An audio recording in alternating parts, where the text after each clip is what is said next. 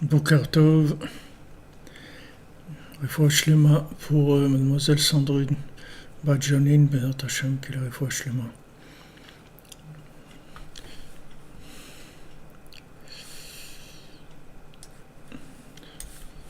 Et bienvenue à tous. Voilà, Bezat Hashem. Shalom à tous les gens qui sont là, tous ceux qui ne sont pas là, tous qui ne sont pas encore réveillés, ceux qui vont bientôt se réveiller. Bezat Hashem. Voilà. Notre ami David aussi, qui est là. Au Hashem. Alors, bon, il arrive Shabbat avec toutes les brachot de Hanouka, comme il dit Rabbi Nathan, que Ner Shabbat et Ner Hanouka, en fait, c'est une seule chose. Alors, on démarre, on va commencer dans Ilchot Rosh Chodesh al Chazaïn, et passage Chav Gimel, passage 23, pour ceux qui ont écouté à la Chod, c'est page 240. Écoutez la Chod en hébreu, le 8 volumes, c'est dans le troisième volume, page 240. Attendez, il y avait aussi quelqu'un qui a demandé de faire une refoua shlema pour elle.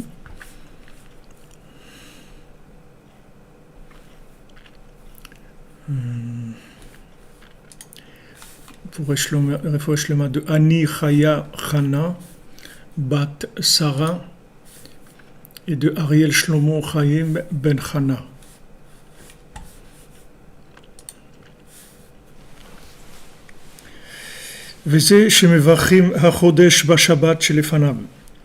Donc, quand on annonce le mois, on fait la bénédiction du mois, le Shabbat qui précède le mois.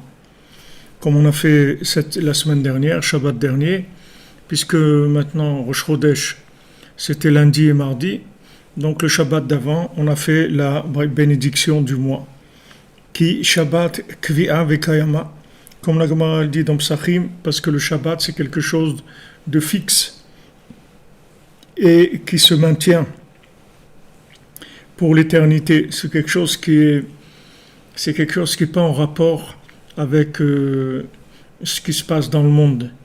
C'est que Hachem il a instauré le Shabbat, et le Shabbat il n'est pas lié aux fluctuations des actions des hommes.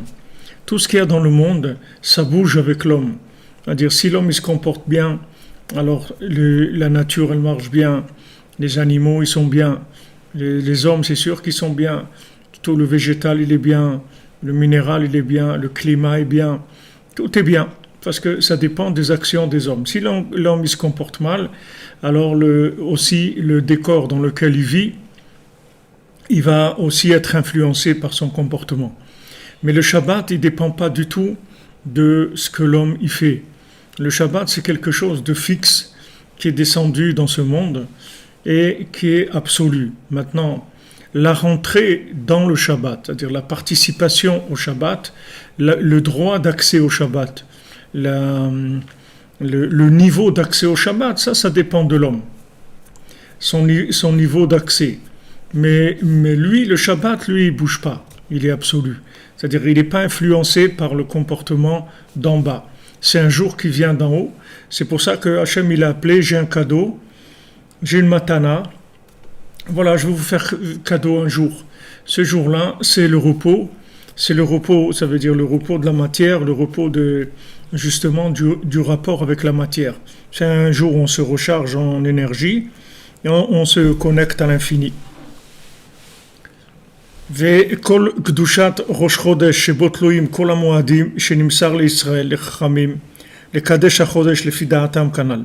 Maintenant toute la sainteté du Rosh Chodesh, que dans le Rosh Chodesh dépendent du Rosh Chodesh dépendent toutes les fêtes, et ça a été donné au Ham Israël et aux sages de sanctifier le mois selon leur da'at.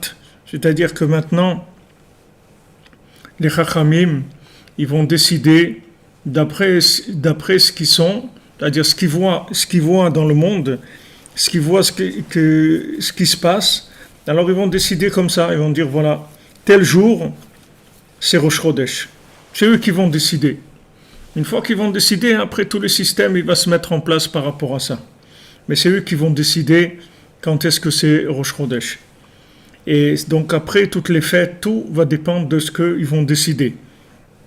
Donc ça, on avait vu avant, on avait vu déjà que, en fait le tzaddik, c'est lui qui fixe les mouvements du monde, les mouvements de toutes les planètes, les mouvements de tout ce qui se passe dans le monde, que ce soit physiquement, individuellement chacun, ou tout ce qui va se passer surtout sur la Terre et dans tous les astres qu'il y a autour, tout ça c'est fixé par le tzaddik quand il fixe la Kedusha de Rosh Chodesh. C'est-à-dire c'est lui qui décide ce qui va se passer, qui va faire le réajustement entre le lunaire et le solaire, c'est-à-dire c'est lui qui décide de combien de quantité de solaire, combien de quantité de lunaire, à quel moment ils vont se rencontrer, dans quelle proportion ils vont se rencontrer. Tout ça, c'est le tzaddik qui décide. Maintenant, toute cette force-là qu'ils ont les sages de pouvoir jouer, adapter, régler le lunaire et le soleil, tout ça, ça leur vient du Shabbat, parce que le Shabbat, c'est quelque chose d'absolu, c'est quelque chose d'immuable. Chez Prinat Moshe, chez Klal Torah, chez Birtav ou Baal Peh. Et ça, c'est le principe de Moshe, c'est-à-dire du tzaddik, qui représente la Torah d'An, la Torah orale et la Torah écrite. D'accord? La Torah orale, c'est lunaire, la Torah écrite, c'est solaire. Maintenant, lui, Moshe, c'est lui qui détient tout le principe de la Torah, c'est-à-dire le principe le solaire ou lunaire de la Torah, c'est le tzaddik qui est ça. Ki kol haTorah shebe'al peh shem kol hasfarim hakdoshim shemegalim etzot la'avodat Hashem yitbarach. Parce que toute la Torah orale, qui sont les livres saints, qui révèlent des conseils pour servir Hashem, kulam klolim ba'Torah shebirtav. Tous ils sont déjà inclus dans la Torah écrite. Parce que comme elle dit la Gemara dans Ta'anit, il n'y a rien il n'y a aucune chose à laquelle la Torah n'a pas fait allusion. C'est-à-dire que dans la Torah écrite, dans l'écrit, il y a toute l'allusion de l'oral qui se trouve déjà dans l'écrit. Le tout, c'est de le trouver dans la quantité, au moment approprié, etc., de l'adapter au moment. Mais tout se trouve inclus dans la Torah écrite. Vezeprinat Kedushat Shabbat, Shekvia Vekaima. Et ça, c'est le principe de la sainteté du Shabbat, qui est quelque chose de fixe, qui se maintient. Prinat Moshe, Sheu Prinat Atzadik Agadol, Shekvar Zachal Kedushat Shabbat Beshlemut. Ça, c'est le principe de Moshe, qui est le tzaddik, le tzaddik, le grand tzaddik, c'est-à-dire le tzaddik amiti, le tzaddik véritable de la génération. Ici, on parle de Rabbi Nachman, que lui, il a déjà mérité d'arriver à la Kedusha du Shabbat, à la sainteté du Shabbat de façon parfaite. Shemisham kol hakdushot vekol ha'etzot hagluyot v'hanelamot shebor sifrei haTorah hakdosha. Que de là-bas va venir toutes les saintetés, tous les conseils révélés et cachés qui se trouvent dans toute la Torah sainte, dans tous les livres de Torah.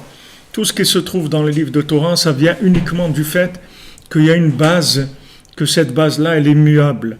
Le fait qu'il y a une base immuable, c'est ça qui va permettre après de pouvoir faire les adaptations qu'il faut selon les mouvements lunaires, c'est-à-dire temporaires, tout ce qui va se passer dans le monde.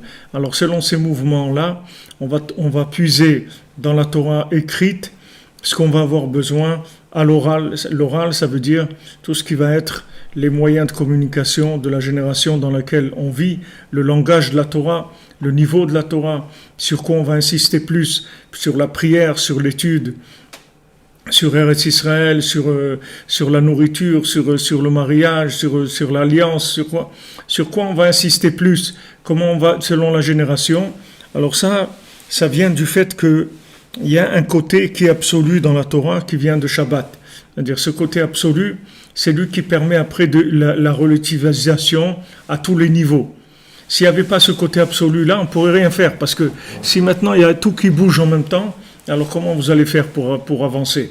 Vous ne pouvez pas avancer parce que si tout bouge en même temps, vous pouvez pas, il faut qu'il y ait quelque chose qui ne bouge pas, quelque chose qui soit fixe, absolu.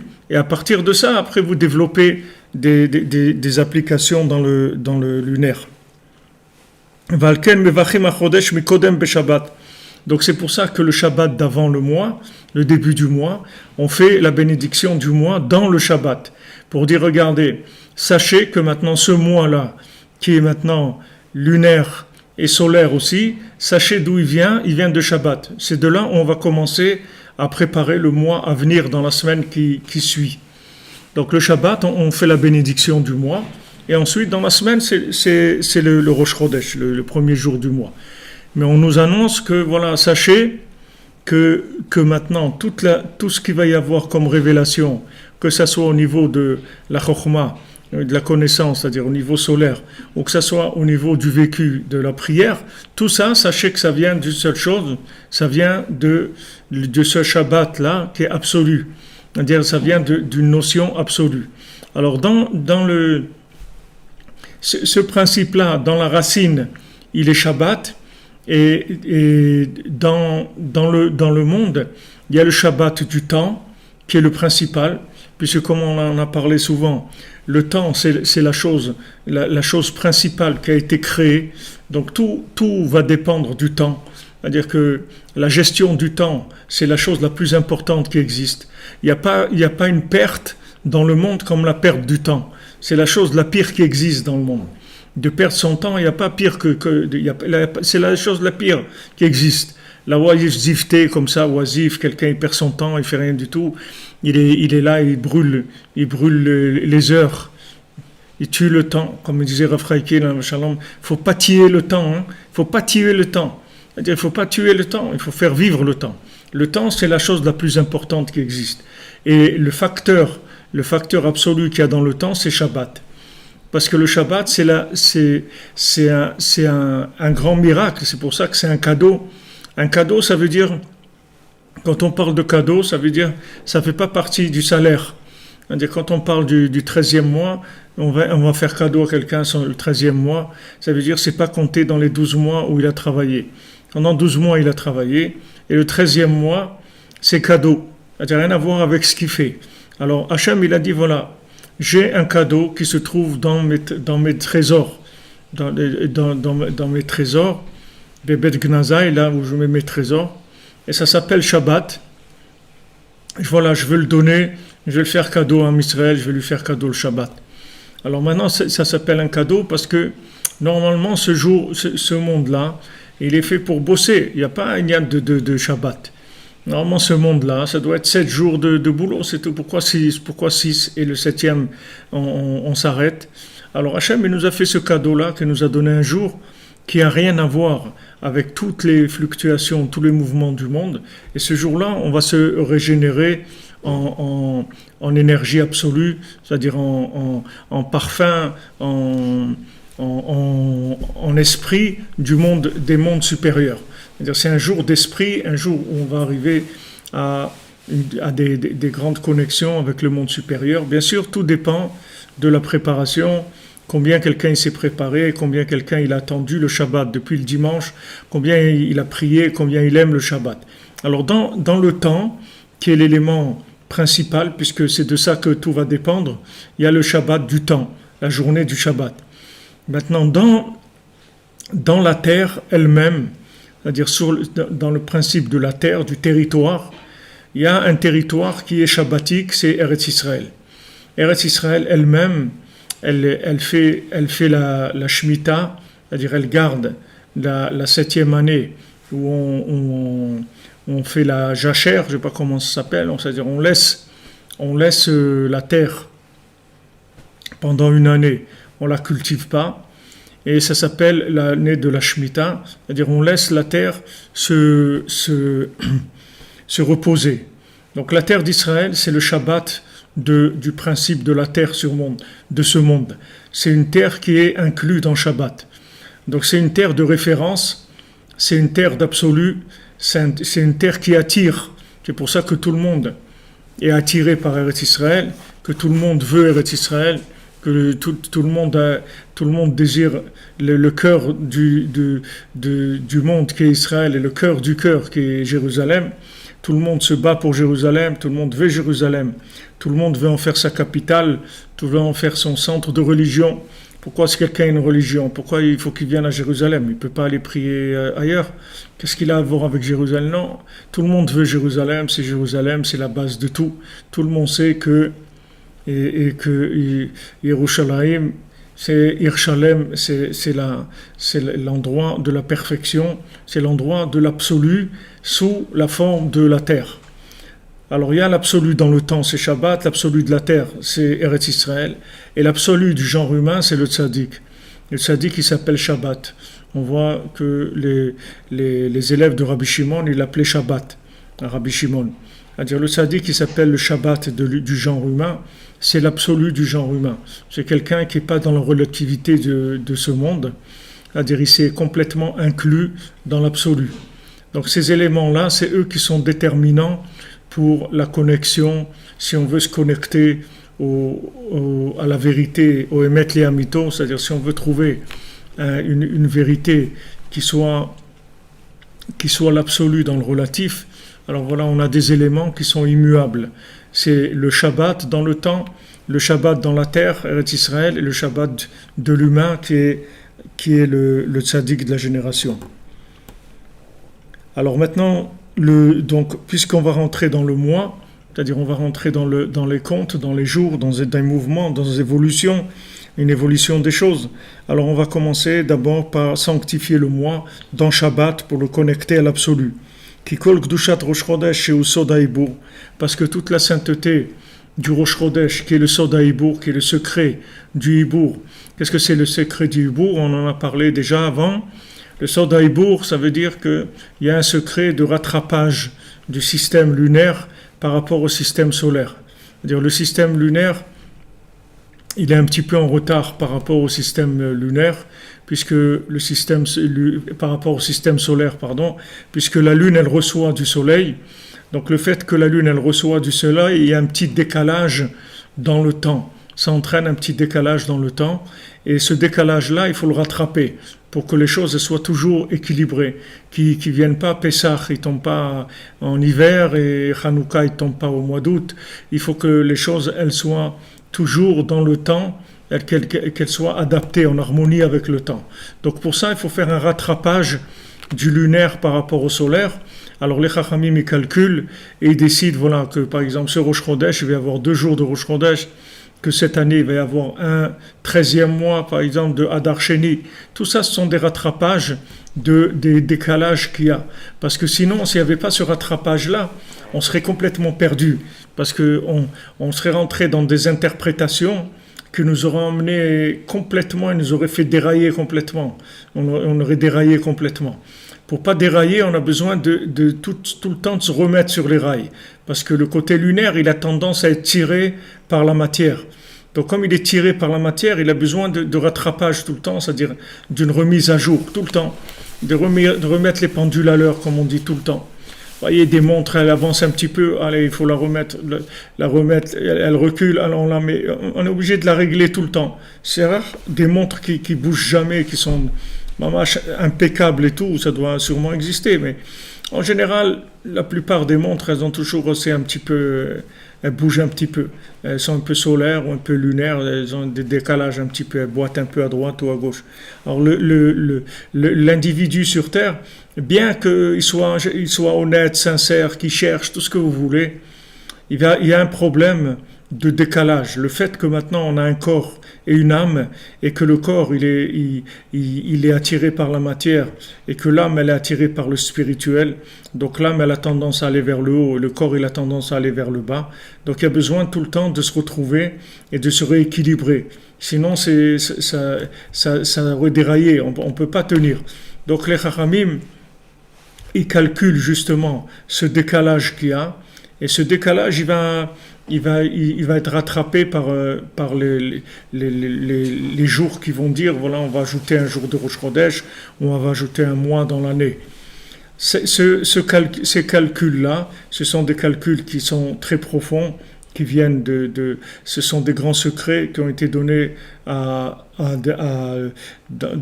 chevet de Issachar, et que eux ils savent calculer justement ce décalage-là qui est entre le soleil et la lune, et qui s'appelle le Sod HaIbour, parce que c'est un secret, c'est quelque chose qui est pas calculable comme ça par un esprit humain, il ne peut pas trouver ça.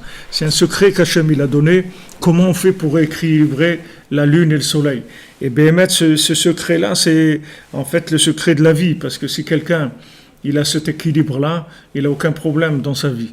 S'il sait quand est-ce qu'il faut augmenter le lunaire et diminuer le solaire, ou vice-versa, il n'a aucun problème. Tout le problème, c'est que des problèmes de déséquilibre dans ce monde. C'est la seule chose qu'il y a. Alors maintenant, toute cette sainteté-là de Rosh Chodesh, qui est le Sod HaIbour, qui est le Prinat Ribouy Asfarim, on a dit, c'est la multitude des livres. Comme on l'avait expliqué, pourquoi la multitude des livres ?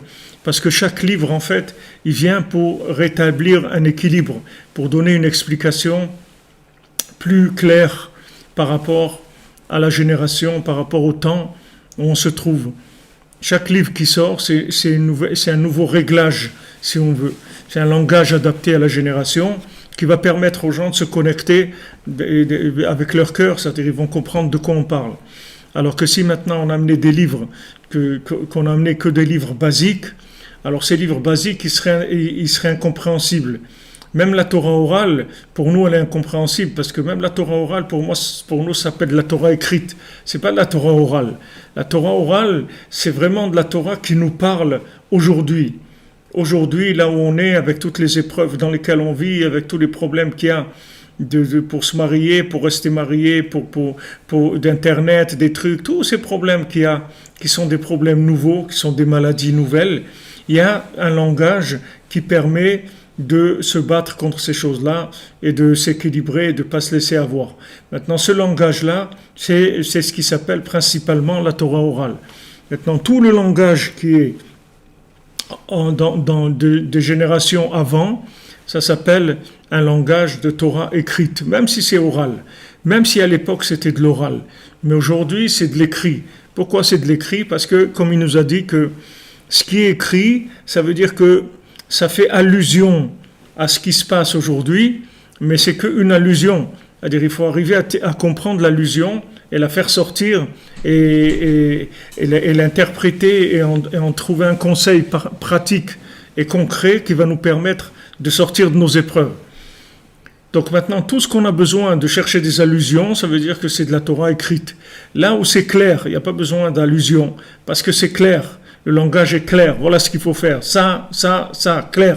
Il n'y a pas d'allusion. Rabbi Nachman dit, voilà, tu parles avec Hachem, tu étudies la halakha, les lois, et tu viens au man, c'est tout. Voilà, c'est clair, c'est tout. Le reste, après c'est à chacun, il a qu'à l'adapter à sa sauce, après, c'est pas important. Ça, c'est ce qu'il faut faire, parce que ça, c'est le conseil pour tenir le coup dans tout ce qui va nous arriver, qui est en train de nous arriver déjà, et ce qui va nous arriver jusqu'à la Géoula.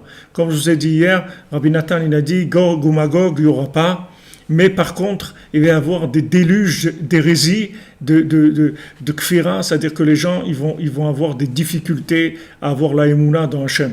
Ça, par contre, ça va venir. Ça vient, et ça, c'est des déluges, ça veut dire que c'est mamage des déluges, c'est-à-dire que tout le monde va se noyer. C'est pas un déluge, ça veut dire que tout le monde se noie. Il n'y a pas il y a pas de gens qui vont flotter. Tous les gens, ils vont se noyer. Maintenant, dans cette noyade-là, il va y avoir des gens qui vont arriver à respirer un peu et des gens qui vont se noyer complètement. Maintenant, tout dépend de la émouna. Et cette émouna, elle dépend de combien les chachamim, ils sont arrivés à nous trouver un langage qui est adapté à nous dans les épreuves qu'on est en train de passer. Parce que si maintenant ils viennent nous amener un langage de gens qui étaient en haut de la montagne, ça va nous servir à rien. Parce que nous, on est en train de se noyer.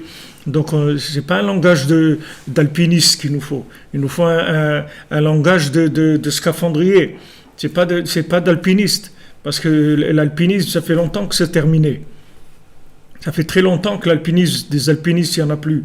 Ce qu'il y a, c'est qu'il y a des gens qui font de la brasse coulée au maximum. Les plus grands qu'il y a, ils font de la brasse coulée. C'est-à-dire, ils coulent un peu, ils sortent un peu la tête, ils recoulent encore.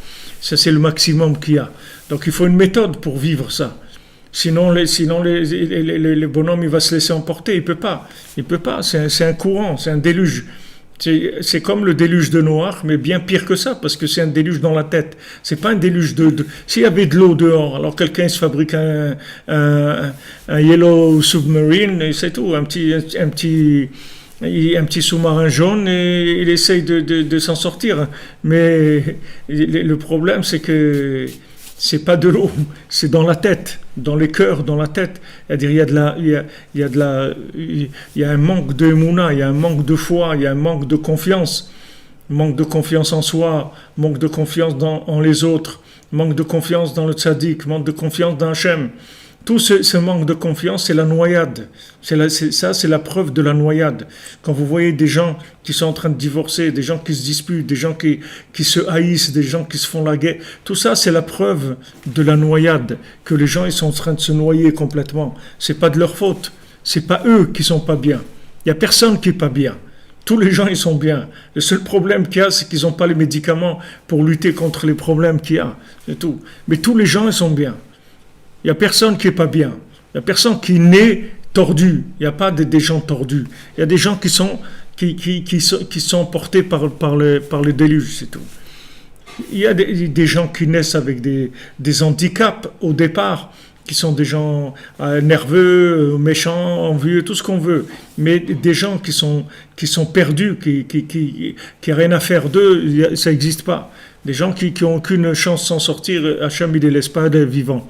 Tout celui qui est vivant, c'est qu'il peut revenir vers Hachem. Sinon Hachem ne le laisse pas vivant. Donc, maintenant, le point de départ, c'est que la personne, elle ait déjà confiance en elle. Comme Rabbeinu l'a dit à Rabbi Nathan, il lui a dit, tu n'as pas d'émouna. Alors Rabbi Nathan, il était choqué.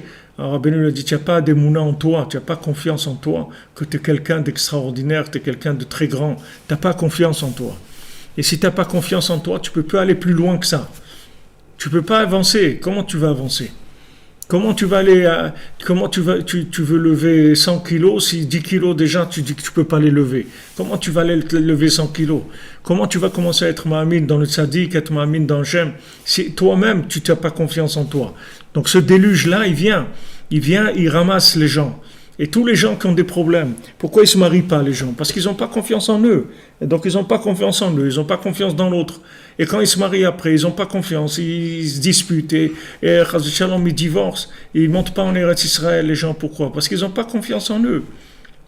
Ils se voient comme des sous-hommes. Ils voient les gens en Israël comme des géants, comme ils ont dit les Meraglim, là-bas c'est des géants. Ils voient l'Israël comme un pays de géants. Et ils disent, oh, comment on va faire là-bas et tout. Mais toi aussi, tu es un géant. Il y a des géants sur Terre. Mais il y a des géants qui le savent. Il y a des géants qui croient qu'ils sont des nains. Mais c'est des géants. Tout le monde est capable. Seulement, il faut que tu aies confiance en toi. Maintenant, ce déluge-là qu'il y a aujourd'hui, il vient ramasser tout ça. C'est-à-dire, tous les gens, ils ont l'impression qu'ils sont nuls. Tous les gens, ils ont une sensation de nullité qui est incroyable. Ça n'a jamais existé dans le monde. Des gens aussi nuls à leurs yeux qu'aujourd'hui. Mamash, c'est des gens, ils ont l'impression qu'ils sont complètement nuls. Et pourtant, ils font des choses très bien. Ils réussissent à faire des choses, mais rien. Il n'y a pas de satisfaction, c'est-à-dire ça ne fait pas monter le niveau d'estime de soi-même. Les gens, ils n'ont pas d'estime d'eux-mêmes. Ils ne pensent pas qu'ils sont capables. Et c'est ça qui les fait avoir des difficultés. C'est tous les problèmes qu'il y a, ils viennent que de là, c'est tout. Parce que du moment où je n'ai pas confiance en moi, comment je vais avoir confiance dans le tzaddik? Comment je vais avoir confiance dans Hachem? Comment je vais aller plus loin là-dedans? Puisque tout ça va être qu'un rapport de confiance, c'est tout. Un rapport d'émouna. Je dois m'appuyer sur la confiance en moi, c'est-à-dire je dois m'appuyer sur le fait que je suis capable. Je dois m'appuyer sur le tzaddik qui me dit, regarde, je fais tchouva pour toi, je fais tout pour toi. Rien que fais ce que je te dis, c'est tout. Tout le reste, tu me le mets sur moi, je fais tout pour toi. Alors comment je vais pouvoir m'appuyer sur le tzaddik en pensant que le tzaddik il peut tout faire pour moi, si moi-même, je ne suis pas capable de croire que j'ai quelque chose de bien en moi. Comment je vais croire que le tzaddik, il a du super bien et moi je ne suis pas bien? Je ne peux pas. J'ai besoin d'un minimum d'avoir confiance en moi. Cette confiance en moi, elle va m'amener plus loin, que je vais avoir confiance dans le tzaddik. En fait, qu'est-ce que c'est le tzaddik? Le tzaddik, c'est la réunification de toutes les âmes. C'est ça le tzaddik. Le tzaddik, c'est un homme que toutes les âmes, elles sont en lui. C'est tout. C'est ça le tzaddik. Le tzaddik, c'est pas quelqu'un d'un extraterrestre. Le tzaddik, c'est au lieu que ce soit un homme qui a une âme, il a 600 000 âmes. C'est tout. Et c'est ça, c'est pour ça qu'il s'appelle le tzaddik. C'est tout. Parce qu'il a 600 000 âmes en lui. Donc, nous, on se trouve en lui. Chacun il se trouve en lui. C'est pour ça que quand Rabbi Nachman il vous parle, vous avez l'impression qu'il vous parle à vous. Et chacun c'est comme ça. Mais c'est normal qu'il parle. Parce que quand il parle, c'est vous qui parlez.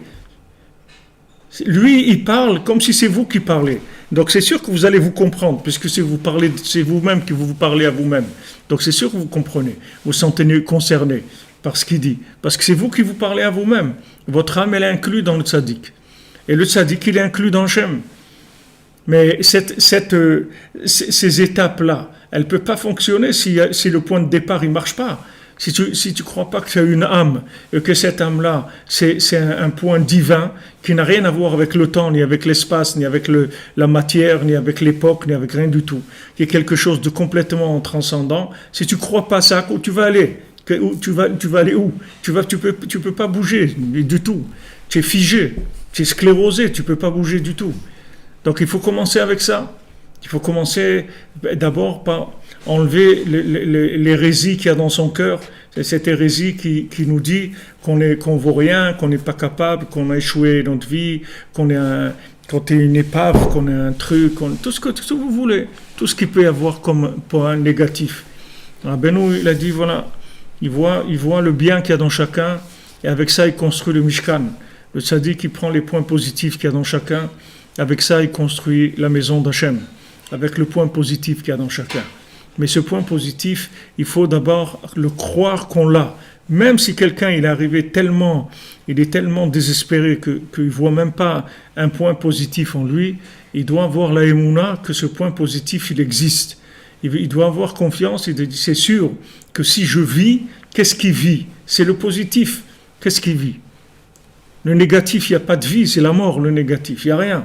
S'il y avait du négatif dans le monde, il n'existerait plus. Le monde, il existe avec le positif qui est la vie. Donc chacun, il a un point positif en lui. Du moment où il est vivant, c'est qu'il a un point positif. Ah, maintenant, ce point positif, il n'a pas donné les fruits qu'il espérait voir. Ça, c'est un autre problème. Ça, c'est autre chose. Mais ce point positif, je ne peux pas le nier. Ce n'est pas les constats d'échec qui peuvent me faire nier le point positif que j'ai en moi. Le point positif que j'ai en moi, il est absolu. Ça, je peux pas, c'est indestructible. Y a pas c'est pas quelque chose que je peux détruire et que personne ne peut me détruire, ne peut porter atteinte à cette chose-là. Donc ça, c'est le point de départ. Si j'ai pas ça, ça va m'entraîner tous les problèmes que je vais avoir dans ma vie. D'abord, les gens, ils vont pas se marier parce qu'ils ont peur. Ils ont peur de que ça marche pas. Pourquoi ils ont peur que ça marche pas? Parce qu'ils n'ont pas confiance en eux. Et s'ils ont confiance en eux, ils n'ont pas confiance dans l'autre. Qu'il y a du bien. Et si je tombe sur quelqu'un qui va me faire souffrir, et si ça, et c'est ok, alors continue à dire si, et après, voilà, et la vie, elle est terminée, c'est tout. C'est pas, je dirais pas, on n'est pas là pour longtemps, on est quelques dizaines d'années, on est là, on n'est pas là pour l'éternité. Donc, où tu fais ce qu'il y a à faire, ou c'est dommage, c'est tout. Alors maintenant, tu fais des calculs, ces calculs, ils vont te donner quoi? Ils vont te donner quoi? Tous les calculs que tu vas faire aujourd'hui, le résultat, il va être négatif. Dès que tu vas calculer, tu vas trouver de la faillite. Donc, c'est à peine que tu calcules, puisque le monde est noyé. Tout ce que tu vas calculer, tu vas trouver que c'est noyé, c'est tout. Et donc, dès que tu vas calculer, analyser, faire des trucs et tout, tu vas te dire, bon, c'est pas possible. Il n'y a rien qui est possible aujourd'hui. Rien n'est possible. Tout, c'est des miracles. Il n'y a rien qui est possible. Dans la logique, il n'y a rien qui est possible. Regardez la terre d'Israël, c'est possible? C'est pas possible. C'est un pays que logiquement, il ne peut pas exister. Et pourtant, regardez, il existe plus que tous les pays du monde. Plus que tous les pays du monde, il existe. Et pourtant, il ne peut pas exister. Logiquement, il n'a aucune vie possible. Il n'est pas vivable, il n'est pas viable, rien. Et pourtant, il est là. Eh bien, chacun, c'est la même chose. Chacun, c'est la même chose. Chacun, d'après la logique, il est nul, et d'après la Emouna, il est extraordinaire. Mais seulement, il faut rentrer dans la Emouna. Parce que logiquement, vous aurez que les résultats du contraire. Vous aurez que, de l'analyse des faillites, c'est tout. Toutes les analyses elles amèneront l'individu à être sûr, noir sur blanc, calculé, qu'il ne vaut rien du tout. Tant qu'il va utiliser la logique, il verra qu'il ne vaut rien du tout, d'après la logique. Et d'après la Emouna, c'est quelqu'un d'extrêmement valable. Donc si tu vas avec la logique, tu vas t'isoler et tu vas te confiner dans ton coin, tu vas rester seul, tu vas essayer de vivoter. Et si tu as la Emouna, tu te lances, c'est tout. Tu te lances, tu n'as pas peur, tu te lances. Ouais, mais comment je vais faire? Alors qu'est-ce qu'il y a, comment je vais faire? Pourquoi tout le reste, comment tu fais? Aussi, tu vas te débrouiller, Hachem il va te donner, c'est tout. Hachem il te donnera la force de vivre les choses, de construire, d'arriver. Pourquoi tu attends? Tu attends quoi? Tu attends quoi? À chaque jour qui passe, c'est dommage. C'est dommage de ne pas construire. On est là, je vous dis, quelques années, c'est dommage ceux qui ont construit. Après, quand ils arrivent à la vieillesse, à la retraite, bon, Hachem, ils ont, disons, des résultats devant eux. Ça y est. Maintenant, c'est plus de la Emouna, maintenant c'est du concret, ils ont construit quelque chose. Mais pour arriver à ça, il faut beaucoup d'Emouna. Le point de départ, c'est de je suis capable, c'est tout. Je suis capable. Et ça, vous n'allez pas vous en rendre compte par la logique, parce que c'est ça le problème de là où on est aujourd'hui. On est noyé dans la 50e porte, il n'y a plus de logique. Donc notre problème, c'est celui-là. Et Rabbi Nachman nous a averti, il nous a dit, regardez, si vous réfléchissez, vous allez vous noyer complètement. Plus vous allez réfléchir, plus vous allez vous noyer. Mais avancez et vous allez voir que tout est bien. Mais comment c'est possible? Eh bien, il n'y a pas de comment, avance, c'est tout. Et tu vas voir que ça marche. Comment ça marche, on ne peut pas t'expliquer. Là où tu te trouves aujourd'hui, on ne peut pas t'expliquer. Mais ça marche. Avance, tu verras que ça marche. Mets un pied devant l'autre, avance, c'est tout. Avance, engage-toi, vas-y. Vas-y, n'aie pas peur. N'aie pas peur, avance.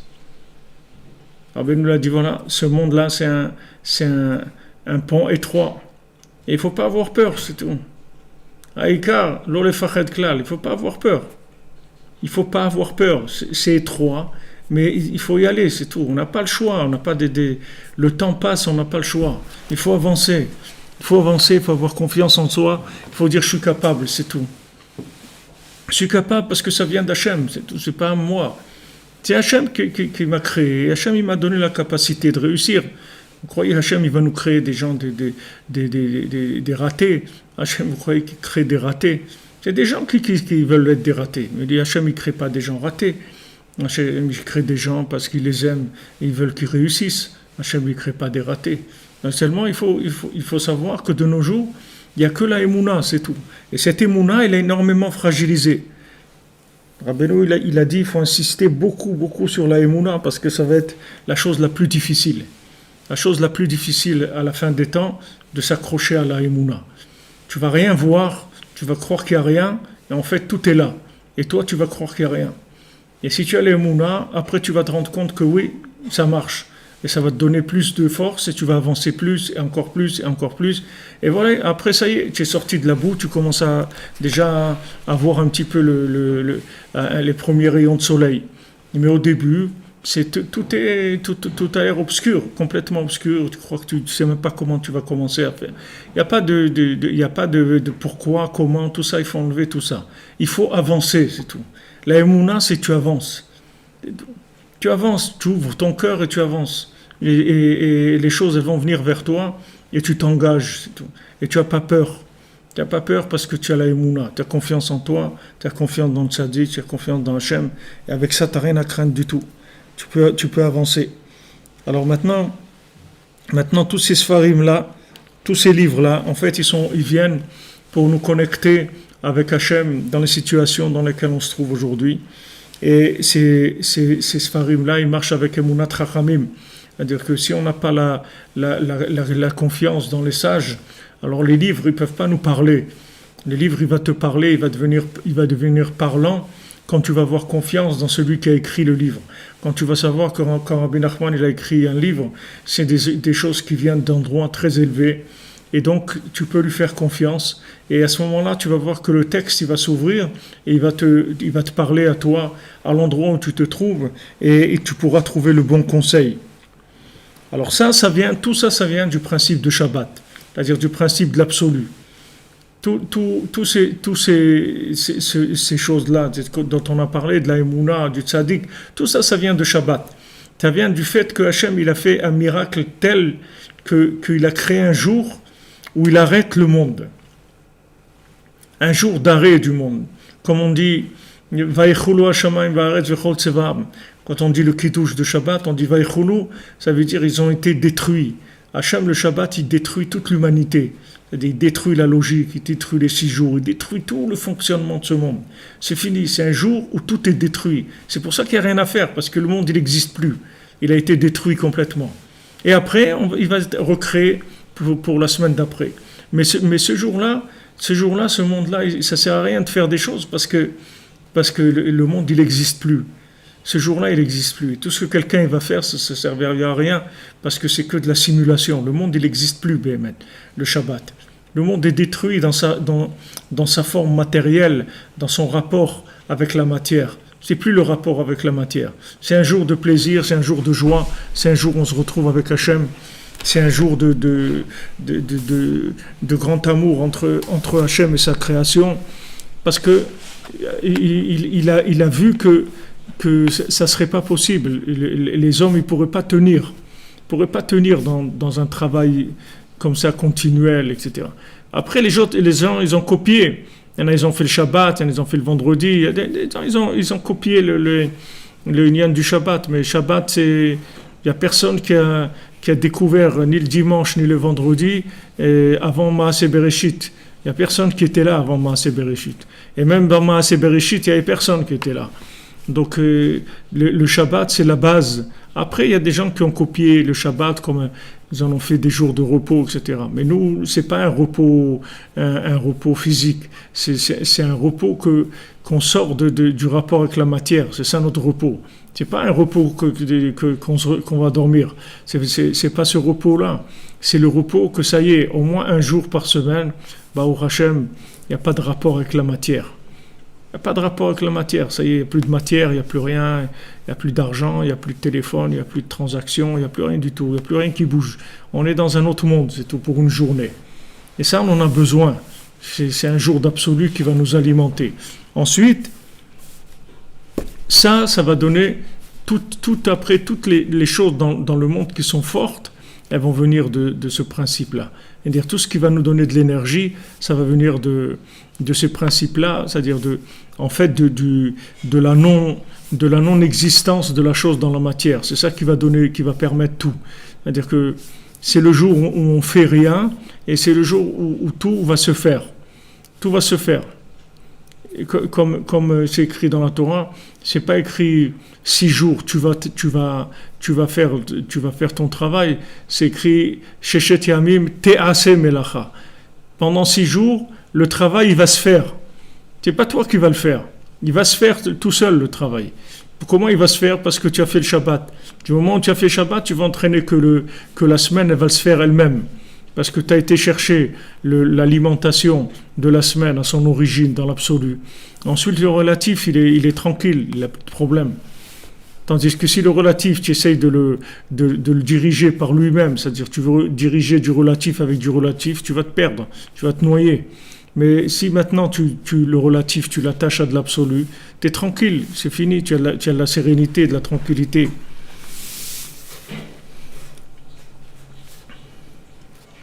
Alors maintenant, Rabbi Nathan, il va parler de Yom Tov, c'est-à-dire que il va rester dans le même, c'est-à-dire dans le même état d'esprit des éléments qu'on a vus jusqu'à maintenant. Et bon, Hachem, on a vu pas mal de choses parce que cette halakha-là, on est déjà dans le passage 23, donc on a vu déjà pas mal de choses. dans cette halakha, on a vu une vingtaine de pages, je crois, ouais, une vingtaine de pages déjà. Et donc Rabbi Nathan maintenant il va parler sous un angle de Yom Tov, mais on va rester c'est juste pour voir d'autres angles sur les mêmes éléments. Alors Rosh Prakim la halacha anal al pi haTorah de Rabbi Shimon ou Bolchot Yom Tov. Donc maintenant Rabbi Nathan il va amener des Rosh Prakim. Des Rosh Prakim ça veut dire mot à mot, ça veut dire des têtes de chapitre. Ça veut dire que quand il dit ça Rabbi Nathan, ça veut dire c'est comme des notes, c'est comme des notes de Rabbi Nathan. C'est-à-dire que c'est pas normalement ça il aurait dû repasser sur le texte pour l'ouvrir plus, mais ça n'a pas été fait, ou bien on n'a pas eu, puisqu'il y a beaucoup de l'Ikuta Halachot qui s'est perdu. Les 2/3 du l'Ikuta Halachot, il a disparu dans toutes les mésaventures de Rabbi Nathan, là où il a été emprisonné, envoyé de là et de là-bas. Il y a beaucoup qui ont été perdus, brûlés, etc. Et donc nous, ce qu'on a, ça représente à peu près 1/3 du l'Ikuta Halachot. Donc c'est possible que ça, après, Rabbi Nathan, il est réécrit de façon plus claire, mais en tout cas, nous, on n'a pas. Nous, ce qu'on a, c'est ces têtes de chapitre. Donc c'est des fois un petit peu hermétique, c'est-à-dire c'est un petit peu fermé. Mais Bezant Hashem, c'est-à-dire qu'avec avec l'aide d'Hachem, du tzaddik, on essaye d'ouvrir. Donc il y a quelque chose qui est permis de Yom Tov, c'est de cuisiner, de faire à manger. Et Shabbat, on n'a pas le droit de faire à manger. Shabbat, on ne fait rien du tout. Mais Yom Tov, on a le droit de faire à manger. כי הבירורים שכל ימי החול שהם מבחינת למתת מלאכות הם לברר המאכל מהעשנים סרוכים שנמשכו על ידי פגם האכילה של האדם הראשון שאכל מעץ הדעת טוב ורע שקיים אז באמונת חכמים. Donc maintenant Rabbi Nathan il va nous expliquer par rapport à cette Torah là de Rabbi Shimon, Chadé Rabbi Shimon où là-bas il parle de Emunat Chachamim, Rabbi nous parle de la confiance dans les sages. Donc il nous dit que les tris qu'on fait pendant les 6 jours de la semaine, qui sont les 39 travaux, c'est en fait pour faire un tri de la nourriture par rapport aux Hashanim Sruchim, c'est-à-dire des vapeurs nauséabondes, des vapeurs Sruchim, ça veut dire des vapeurs qui sont pourries, qui sont pas bonnes, qui sont venues par le fait que Adam Arishon, il a fauté quand il a mangé de l'arbre de la connaissance du bien et du mal, et il a été pogam dans Amunat Chachamim. Il a été pogam dans Amunat Chachamim, ça veut dire que il a en fait ce qui est arrivé à Adam Arishon, c'est que quand il a mangé de l'arbre de la connaissance du bien et du mal, comme c'était lié à un élément de nourriture, le inyan de l'arbre de la connaissance du bien et du mal, c'est quelque chose qui est lié avec la nourriture. Donc la nourriture, elle va être extrêmement importante dans notre vie par rapport à tout ce qu'on va penser, comment on va analyser les choses et tout. Il y a beaucoup d'éléments qui vont venir du fait de ce qu'on mange et comment on mange. C'est ça qui va nous donner ce qu'on a dans notre esprit. Alors Rabbeinu il explique là-bas, dans cette Torah, que quand on mange, maintenant quand on a Emunat Chachamim, et il dit ici, qu'est-ce que c'est Emunat Chachamim? Pourquoi Adam Arishon il a abîmé Emunat Chachamim, c'est-à-dire il n'a pas eu confiance dans les sages. Dans quel sage il va avoir confiance, Adam Arishon? Il était tout seul. Qui c'était les tzadikim qui avaient avec lui? Où étaient les tzadikim? C'était lui le tzadik, c'était pas lui. Il n'y avait personne, il n'a pas eu confiance en lui. Chez Lohimin Beatzmo, il n'a pas eu confiance en lui. Donc, qu'est-ce qui s'est passé? Il n'a pas pu tirer des comportements exacts de la mitzvah qu'Hachem lui a donnée. D'accord? Alors on va essayer de comprendre qu'est-ce qu'il dit. Qu'est-ce qu'il dit Rabbi Nathan? Hachem lui a donné une mitzvah, d'accord? Cette mitzvah, c'est ne mange pas du fruit de l'arbre de la connaissance du bien et du mal. Voilà ce qu'il lui a dit, c'est tout. Tu peux manger de tous les fruits, ça tu manges pas, c'est tout. Maintenant, lui, s'il avait eu confiance en lui, que maintenant, du fait qu'Hachem il lui a dit ça, ça veut dire que c'est quelque chose qui le concerne à lui personnellement et qu'il est bien sûr capable de réaliser, puisqu'Hachem lui a dit à lui. Il n'y a pas quelqu'un qui était capable plus que lui, puisqu'il était tout seul. Donc il y a pas il peut pas dire c'est pas de ma faute, c'est l'autre. Allez voir l'autre, peut-être que. Et il n'y avait pas d'autre, il n'y avait que lui. Donc Hachem, il y a Adam Rishon qui est seul, il est avec sa femme, avec Rava. Et Hachem, il lui dit, regarde, tu ne manges pas de ça. Tu ne manges pas de ce fruit-là. Tu peux manger de tout, mais pas de ça. Maintenant, le problème qu'il a eu, lui, c'est pas que maintenant il a été tenté par le serpent, etc. Que le serpent il est venu, il a tenté Chava et après Chava il a fait tomber Adam Arishon. Le serpent, sur quoi il s'est basé? Il s'est basé sur le fait qu'Adam Arishon il n'avait pas confiance en lui. Il se voyait trop petit par rapport à ce qu'il était. C'est-à-dire il se sentait pas capable d'assumer une chose pareille. Il se sentait pas pleinement concerné par la chose. Comme il se sentait pas pleinement concerné, capable de faire la chose, qu'est-ce qu'il n'a pas pu tirer des conseils pratiques pour vivre cette mitzvah-là? Et ça fait rentrer le serpent dans sa vie.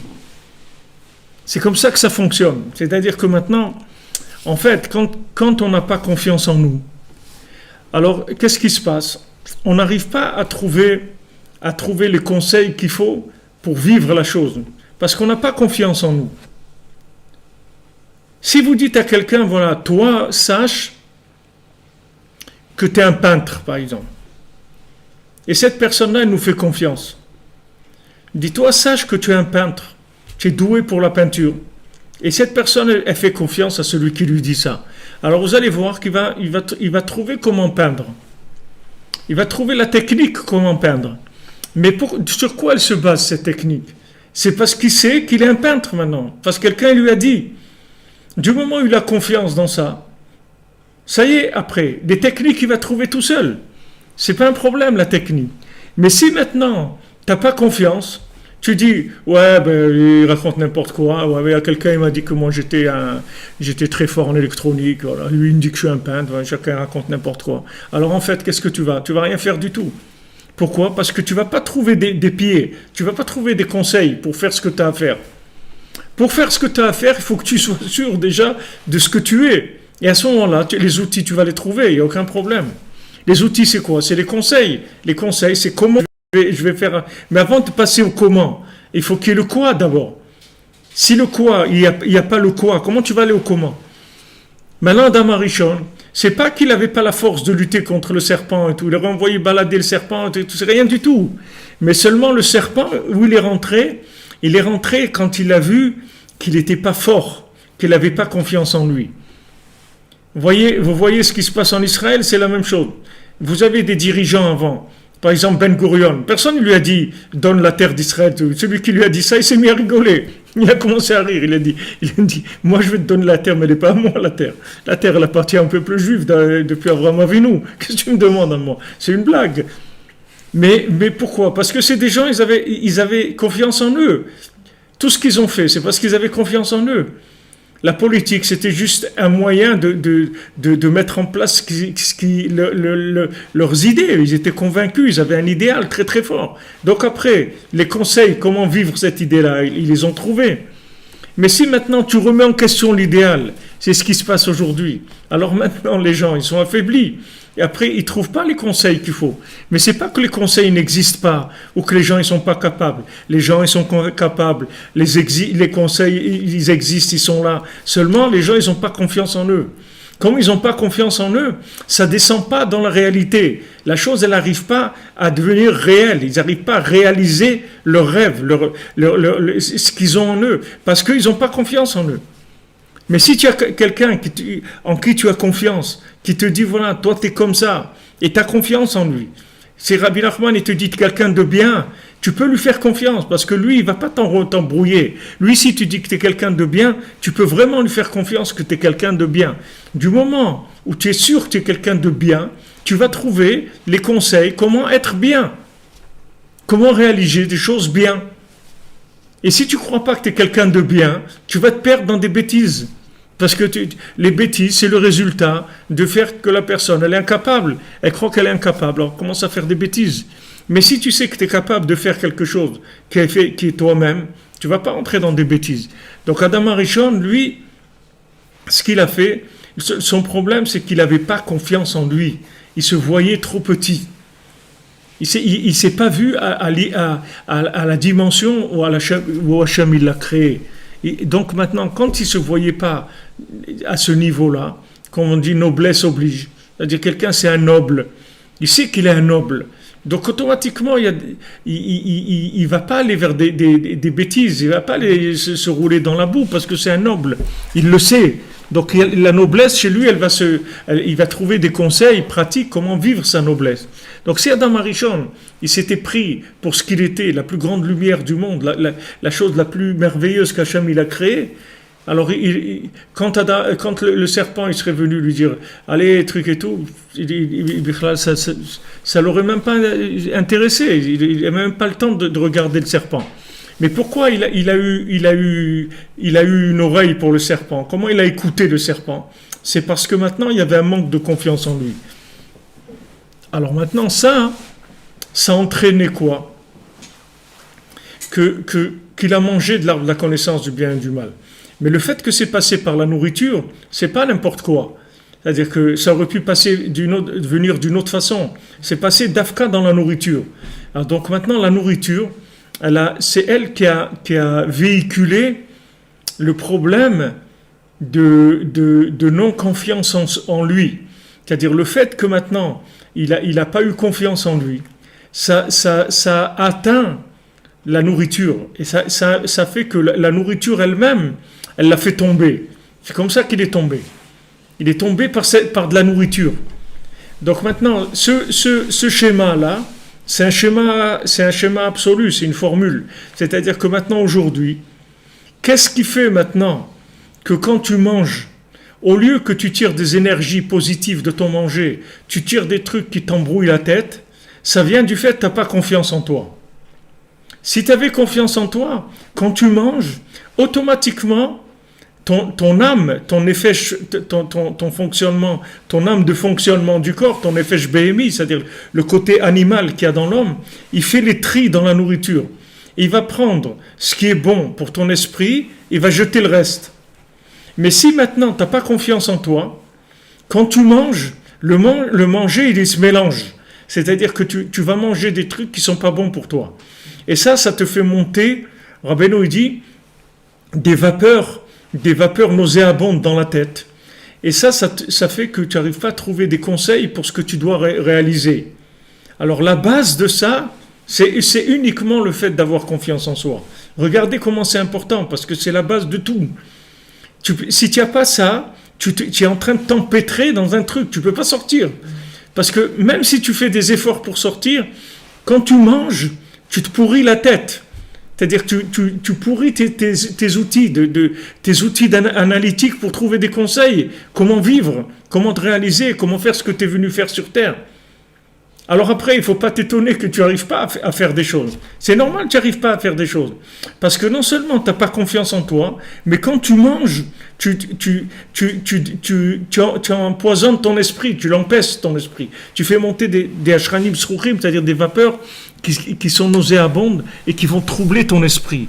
Et donc, ça fait que quand tu regardes un texte, ou que tu regardes une idée, n'importe quoi, tu ne peux pas l'analyser de façon à tirer un conseil valable. Un conseil valable, c'est-à-dire un conseil qui va te permettre à toi de te réaliser sur Terre. Donc la base, elle est là. La base, elle est là. C'est-à-dire que maintenant, si tu as confiance en toi, en fait, tout le système qu'il y a dans le monde, il va s'adapter à toi pour te fournir des conseils pour que tu te réalises. Et à ce moment-là, tu vas voir que mamash, kola olam nivra bishvili, tu vas voir que le monde, il a été créé pour toi. Et maintenant, on va manger le même repas, on est 3 ou 4 personnes, on va manger le même repas, mais la nourriture qu'on va manger, on va pas prendre la même chose. Chacun, il va prendre ce qu'il a besoin. C'est pas le résultat des courses, c'est pas le même. C'est pas parce qu'on a mangé le même steak, on l'a coupé en quatre, qu'on va tirer les mêmes énergies. Pas du tout. Il y en a, il va manger ce steak, ça va lui tourner la tête, il va faire des bêtises avec ça, c'est-à-dire il va faire des choix complètement à côté. Et l'autre, le même steak, il va trouver, ah tiens, ça y est, il a trouvé comment faire, il va se marier, il va monter en Israël, il va étudier la Torah, il va prier, il va faire ça, ça y est, il a trouvé les conseils. Tout ça, ça vient de quoi? De la différence de la personne, qu'elle a de confiance en elle ou pas. C'est ça le point de départ. Donc Rabbi Nathan, il nous dit ça dans les mots, que maintenant, Shelo Emin Beatzmo, il n'avait pas confiance en lui. Velo Hotzi Anagot Yisharot Milimud Hamitzvah Shetziva ou Hashem Idbar. Donc il n'a pas pu tirer des conseils pratiques de l'étude de la mitzvah qu'il lui a donné Hashem. Hashem, il lui a dit, toi, tu fais ça. Donc c'était sa mitzvah à lui. Il n'y a personne d'autre. Il n'y a personne qui était là. C'est lui. Donc maintenant, si Hachem lui a dit tu fais ça, donc ça veut dire qu'il a la capacité de le faire. Mais comme maintenant lui il n'avait pas confiance en lui, donc il s'est senti incapable. Quand il s'est senti incapable, il a ouvert la porte au serpent. D'abord, il a mangé. Quand il a mangé, d'abord le serpent, il est rentré, il lui a mis des doutes dans la chose. Ensuite, il l'a tiré, il l'a fait manger. Une fois qu'il a mangé, sa tête, elle est partie. Alors, ce principe-là, il est valable pour chacun d'entre nous. Toute personne sur terre fonctionne comme ça. Tu as confiance en toi, les choses qui vont venir vers toi, elles vont être triées.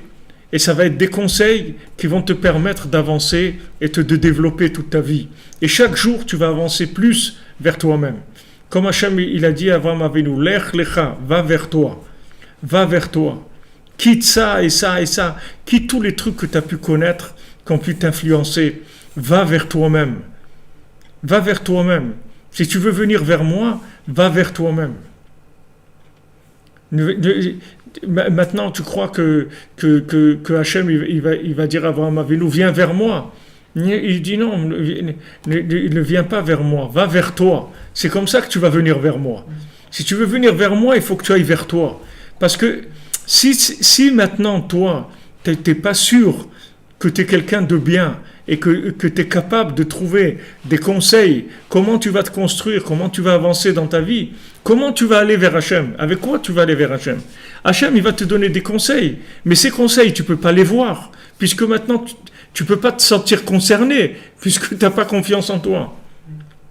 Si maintenant tu n'as pas confiance que tu es un peintre, quelqu'un il va te parler de peinture, il va te dire voilà, ouais, il y a des super pinceaux, de la super gouache, des trucs, des toiles et tout. Et tu ne vas pas l'écouter, ça ne t'intéresse pas, ça ne te rentre pas dans les oreilles parce que tu n'es pas concerné.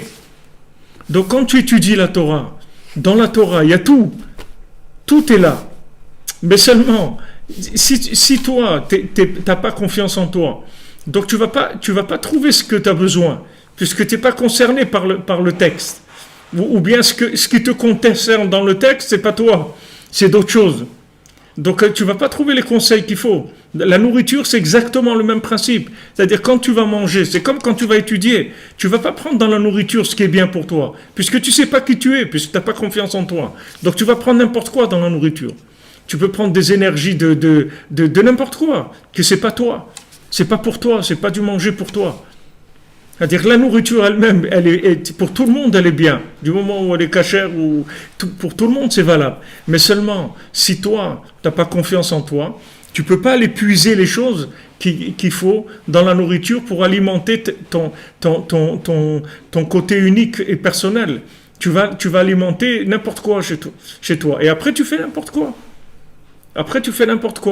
Et tu es sûr. Il y a des gens, ils sont sûrs. Il y a des gens, ils rentrent dans le mur, mais ils sont sûrs. Ils n'ont pas ils ont pas des doutes.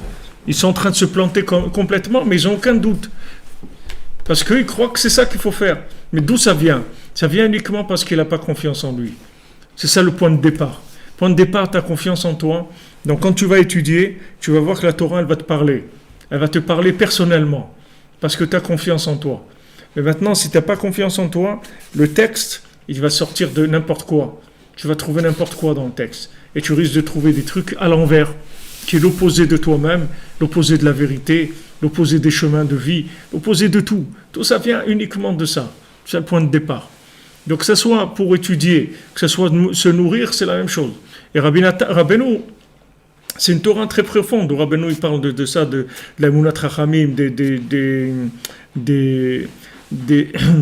des conseils. C'est-à-dire que quand maintenant tu as Emunat Chachamim, tu as confiance en toi, alors tu vas trouver des conseils qui vont te permettre de réaliser, de te réaliser, c'est-à-dire de te réaliser, c'est-à-dire d'arriver à révéler Hachem avec ton point personnel, que ce soit de la musique, que ce soit de l'art, que ce soit de la couture, que ce soit de la Torah, que ce soit de la prière, que ce soit des voyages, que ce soit des promenades, que ce soit du sport, n'importe quoi. Là où tu vas être, tu es toi-même et tu révèles Hachem dans ton domaine à toi, qui n'a rien à voir avec l'autre. Et chacun il a sa note de musique à lui, qui n'a rien à voir avec l'autre. Chacun il a sa vie. Seulement, si tu n'as pas confiance en toi, tu vas ramasser n'importe quoi. N'importe quoi. Tu sais pas. Tu lis un texte. Qu'est-ce qui va te faire, qu'est-ce que tu vas comprendre dans le texte? Tu vas comprendre n'importe quoi. Parce que le texte, il veut te parler à toi. Mais pour qu'il te parle à toi, il faut que tu sois toi. Sinon, lui, il est en train de te parler, mais tu ne peux pas entendre. Parce que tu n'es pas toi-même, tu n'es pas branché sur toi-même. Donc, c'est comme tu rentres dans une université, il y a plein de cours partout. Il y a un cours de ça, un cours de psycho, un cours de ça, un cours de truc. Maintenant, tu vas dans un truc qui ne te concerne pas. Tu ne sais même pas de quoi il parle. Pourtant, ce qu'il dit, c'est extraordinaire, mais ce n'est pas pour toi, c'est tout. Et c'est super, mais dommage, ce n'est pas pour toi. Alors maintenant, le monde, c'est un centre d'études. C'est que ça. Toute la journée, on ne fait qu'étudier. Même si quelqu'un n'a pas un livre. Mais tout ce qu'il voit, c'est de l'étude. Tout ce qu'il entend, c'est de l'étude. Tout ce qu'il sent, c'est de l'étude. Tous les sens, ils ne te rapportent que des informations qui sont à interpréter. Après, tu dois interpréter tout ça. Tu dois faire ta cuisine avec tout ça. Maintenant, comment tu vas faire ta cuisine? Si tu n'as pas confiance en toi, tu ne sais pas qui tu es. Qu'est-ce que tu vas cuisiner? Tu fais n'importe quoi. Tu fais n'importe quoi après. Après, les gens, ils s'étonnent que, ouais, je me suis planté, j'ai pas fait les bons choix dans ma vie et tout, mais tu t'es pas planté, tu n'as pas fait c'est pas vrai que tu as fait des mauvais choix. La seule chose que tu as fait, là où tu t'es planté, et c'est même pas de ta faute, c'est parce que personne ne te l'a dit, c'est que tu sais pas que tu es quelqu'un de bien et que tu dois avoir confiance en toi. Il y a personne qui te l'a dit, c'est tout. Si on te l'avait dit, tu aurais une autre tête aujourd'hui, mais on te l'a pas dit, au contraire. Au contraire, et si c'est pas la société, ne compte pas sur eux pour te le dire, parce qu'ils sont là que pour brouiller les ondes. Eux, ils sont là que pour brouiller les ondes, pour embrouiller les gens, pour en faire des esclaves. C'est sûr qu'un bonhomme qui est paumé, tu le rends un esclave, parce qu'il est paumé. Il a pas confiance en lui. Mais quelqu'un qui a confiance en lui, jamais tu le rendras un esclave. Jamais. Jamais. Pourquoi? Parce qu'il n'y a aucune raison d'être un esclave. C'est Hachem qui m'a créé. Pourquoi je vais être un esclave? Pourquoi je vais être un esclave? Hachem, il ne m'a pas créé un esclave. Pourquoi je vais être un esclave? Il n'y a pas de raison. Je veux vivre ma vie, c'est tout. J'ai le droit de vivre ma vie, c'est tout. J'ai le droit à ma vie. Hachem, il m'a créé. Il m'a créé comme il a voulu me créer. Et j'ai le droit d'exister comme je veux exister, c'est tout. Et si la société, ce qu'elle me propose, ça ne me satisfait pas, je vais chercher autre chose, c'est tout. Je vais chercher autre chose. Si dans les choix, dans la palette des menus qu'on me propose, il n'y a rien qui me plaît, eh ben, je vais chercher autre chose. Je rentre chez moi, je me fais une omelette ou des œufs au plat ou n'importe quoi. Je choisis ma vie, c'est tout. Je fais ma vie avec ce que j'ai envie de faire, c'est tout. J'ai envie de fabriquer des bicyclettes ou j'ai envie de n'importe quoi, ou j'ai envie de m'occuper des poissons ou des orphelins, n'importe quoi. J'ai envie de faire ce que j'ai envie de faire dans ma vie, c'est tout. Il n'y a personne qui peut m'enlever ça, le droit à la vie, le droit à l'existence de ce qu'on est. Mais quand maintenant tu rentres dans les systèmes, tu deviens esclave des systèmes, ils te broient complètement. Ils te broient complètement. Après, tu ne sais même pas ce que tu fais. Tu ne sais même pas. Après, tu peux te trouver à faire la queue pour acheter un iPhone pendant 5 heures sous la pluie. Et tu ne sais même pas pourquoi tu es là. Tu ne sais même pas comment tu es arrivé là. Rien. Après, tu es le résultat d'un truc, tu es dans un ventre énorme du serpent et tu circules là-dedans, tu ne sais même pas qu'est-ce que tu es venu faire ici. Tu as des images, comme ça, on t'envoie une image de ça, un truc de ça, une école comme ça, la réussite là-dedans, le truc, ça, celui-là il te tire là, l'autre il te tire là. Tu ne comprends rien, tu ne sais même pas qu'est-ce que tu fais ici, tu ne comprends rien du tout. Et les gens, qu'est-ce qu'ils vont faire? La plupart des gens, les pauvres, ils ne savent pas ça. Ils savent pas ça, ils savent pas qu'ils ont quelque chose d'unique. Les gens croient tous que c'est des moutons, ils savent pas qu'ils ont quelque chose d'unique. Alors, si tu sais pas ça, alors après, tu peux pas piocher dans le monde ce qui est bien pour toi, puisque tu sais pas qui tu es.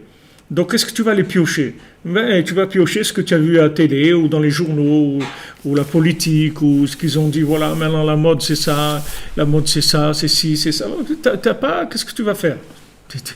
Mais maintenant, le tzaddik qui vient te dit, mon ami, tu as quelque chose d'unique, et je suis là pour te le dire, et pour t'aider à le trouver.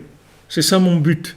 Le but du tzaddik, c'est la lechet, mrucho shel kol echad ve'echad. Ish asher ruach bo. On dit que c'est le tzaddik, c'est un homme qui a le souffle. Qu'est-ce que veut dire le souffle?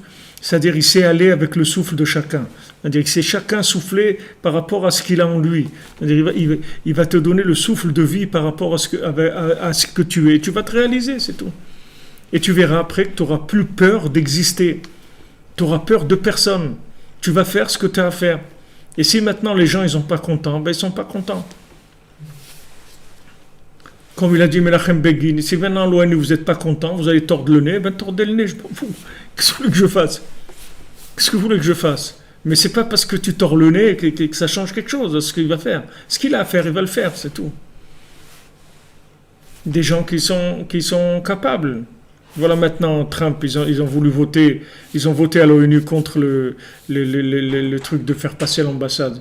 Alors Trump, il a dit à sa secrétaire, tu me notes tous les pays qui votent contre et je leur enlève toutes les subventions qu'on donne. Il dit au contraire, ça me fait du bien, on va économiser des millions de dollars qu'on donne. Comment nous, on les aide et eux, ils votent contre nos choix à nous. Ils ne respectent pas mon choix. Moi, j'ai décidé ça. Au lieu de me soutenir dans mon choix, ils vont contre mon choix. Alors, tu fais la liste, on leur coupe les vivres à tous ces gens-là. C'est tout.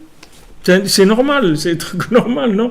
Tu vas pas venir contre ce que j'ai décidé. Et d'un autre côté, moi, je vais t'alimenter.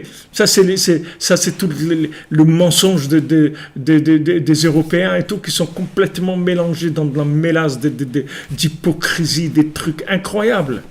Mais un homme comme ça, que c'est un homme simple, c'est pas un génie du tout, c'est un homme simple. Il dit, ah bon, tu es contre moi? Pas de problème, ça va me faire des économies, tiens. C'est très très bien. Et si on peut aller plus loin même, ça va me faire gagner de l'argent puisque je vais te faire la guerre après. Ça me fera tourner l'industrie de la guerre, ça peut être. Tiens, ça peut être très intéressant. Vas-y, vote contre si tu es capable. Vas-y, fais-le. Tu comprends? Parce que c'est un homme. Il a confiance en lui, c'est tout. Il n'a pas. Pourtant, ce qu'il est en train de faire, c'est le contraire de tout ce que le monde fait. Tous les gens, ils sont contre lui.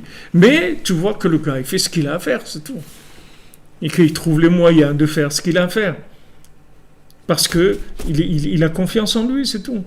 Il a décidé, il voulait battre Obama, il voulait passer, etc. Il l'a fait. Il n'y a personne qui le donnait gagnant, mais il l'a fait. Uniquement parce qu'il a confiance en lui. C'est pas. Pourquoi je vous donne ces exemples? Pour qu'on comprenne que c'est pas les moyens qui manquent. Les moyens, ils sont là. Seulement, tu t'es pas trouvé. Donc, les moyens pour te réaliser, tu les trouves pas. Parce que toi, tu n'as pas confiance en toi. C'est pas les moyens qui manquent. Les moyens, ils sont là. Il n'y a aucun problème. Les moyens, les conseils, tout est là. Seulement, il faut que tu aies confiance en toi. Dès que tu as confiance en toi, tu vas voir que le livre, il va commencer à te parler. À toi. Tout va te parler. Tout va te parler. Tous les gens, quand ils vont parler, ils vont te parler à toi. Tout ce que tu vas entendre, ça va te concerner à toi. Tous les gens qui parlent, tu vas monter dans le métro, tu entends une chanson, n'importe quoi, tu vas voir que ça va te parler. Ça va te parler. Tout te parle. Ça veut dire que tu t'es branché avec la parole divine qu'il y a dans la création. Pourquoi? Parce que tu as confiance en toi, c'est tout. Et le contraire, si maintenant tu n'as pas confiance en toi, tu vas te trouver dans un monde de muets. Dans un monde de zombies, des gens qui ils savent même pas où ils vont, ils partent dans tous les sens.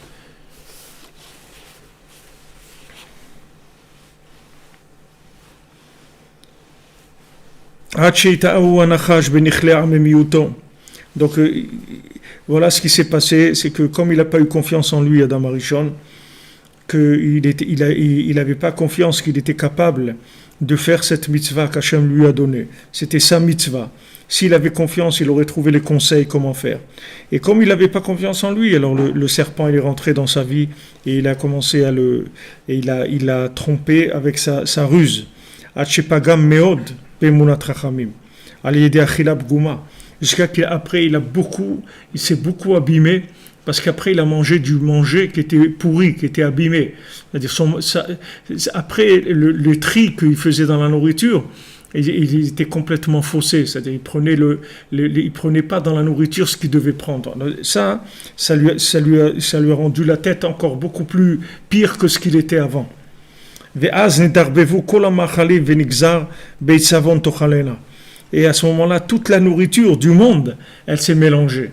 Et c'est pour ça qu'il y a eu la xéra de Beit Savon Tochalena, c'est-à-dire tu mangeras le pain dans la tristesse. Tu mangeras le pain dans de la tristesse. Pourquoi ? Parce que ta nourriture, elle va être mélangée, alors que la nourriture, normalement, elle devrait alimenter que le positif qui est en toi. Mais du fait que maintenant, la confiance en soi, elle a baissé, alors la possibilité de faire le tri dans la nourriture, ça a baissé.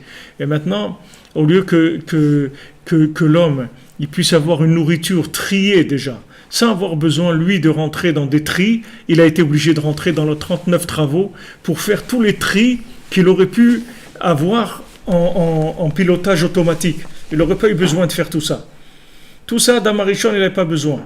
Et tous les 39 travaux qu'il a dû rentrer, que la parnassa elle a commencé à devenir difficile, c'est uniquement parce qu'il devait faire des tris. Donc ça, pour nous, en quoi ça nous concerne, nous personnellement, c'est la même chose. Donc il faut savoir que les problèmes de parnassa qu'on a, c'est des problèmes d'émouna, et les problèmes d'émouna, c'est des problèmes d'émouna en nous-mêmes, c'est-à-dire on n'a pas confiance en nous. Ça entraîne qu'on rentre dans la malédiction d'Adam Arishon. La malédiction, ça veut dire qu'on est obligé de rentrer dans des trucs très durs pour se trouver.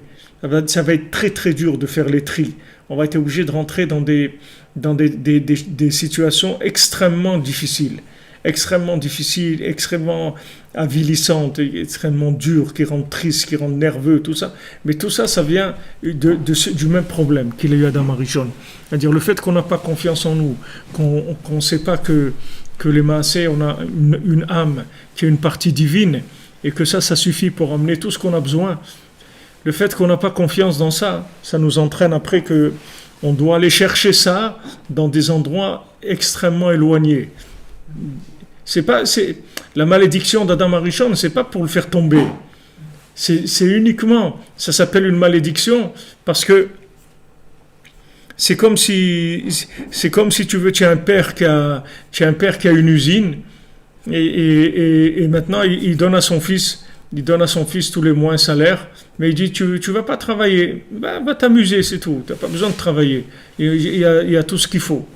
Mais après il voit que le fils il commence à faire des bêtises et trucs, il dit attends mais là tu fais des bêtises, tu n'es pas sérieux, alors viens tu vas travailler. Donc il lui dit maintenant je te maudis, viens tu vas travailler à l'usine. Comme ça va te faire les pieds un peu, tu vas parce que je vois que tu n'es pas capable d'assumer cette richesse-là.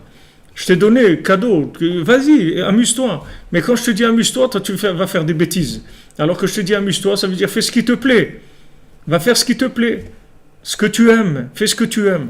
Ah, tu n'es pas capable de faire ce que tu aimes, alors tu vas descendre dans les 39 travaux, tu vas rentrer dans le basique, si tu veux, des tris qu'il y a dans le monde, et là-bas, à ce niveau là-bas, tu vas aller te chercher en bas. C'est-à-dire, si tu n'arrives pas à respecter les règles en haut du jeu, alors on va te faire descendre, jusqu'à ce que tu trouves un endroit qui est à ton niveau de communication. Et de ce niveau de communication, tu vas remonter petit à petit. Mais tu vas prendre confiance en toi. Des fois, tu vas le prendre confiance en toi par le fait que tu vas réaliser que tu n'es pas fait pour ça, par exemple. Tu vas faire un travail. Et un jour, tu vas poser les outils et tu vas dire je m'en vais. Il dit attends, mais non, c'est pas pour moi, c'est tout. C'est pas pour moi. Moi, je vous ai raconté, quand j'étais à la fac, j'avais un ami qui me faisait les devoirs, c'est-à-dire les examens. Quand on avait des examens, lui, il était très fort.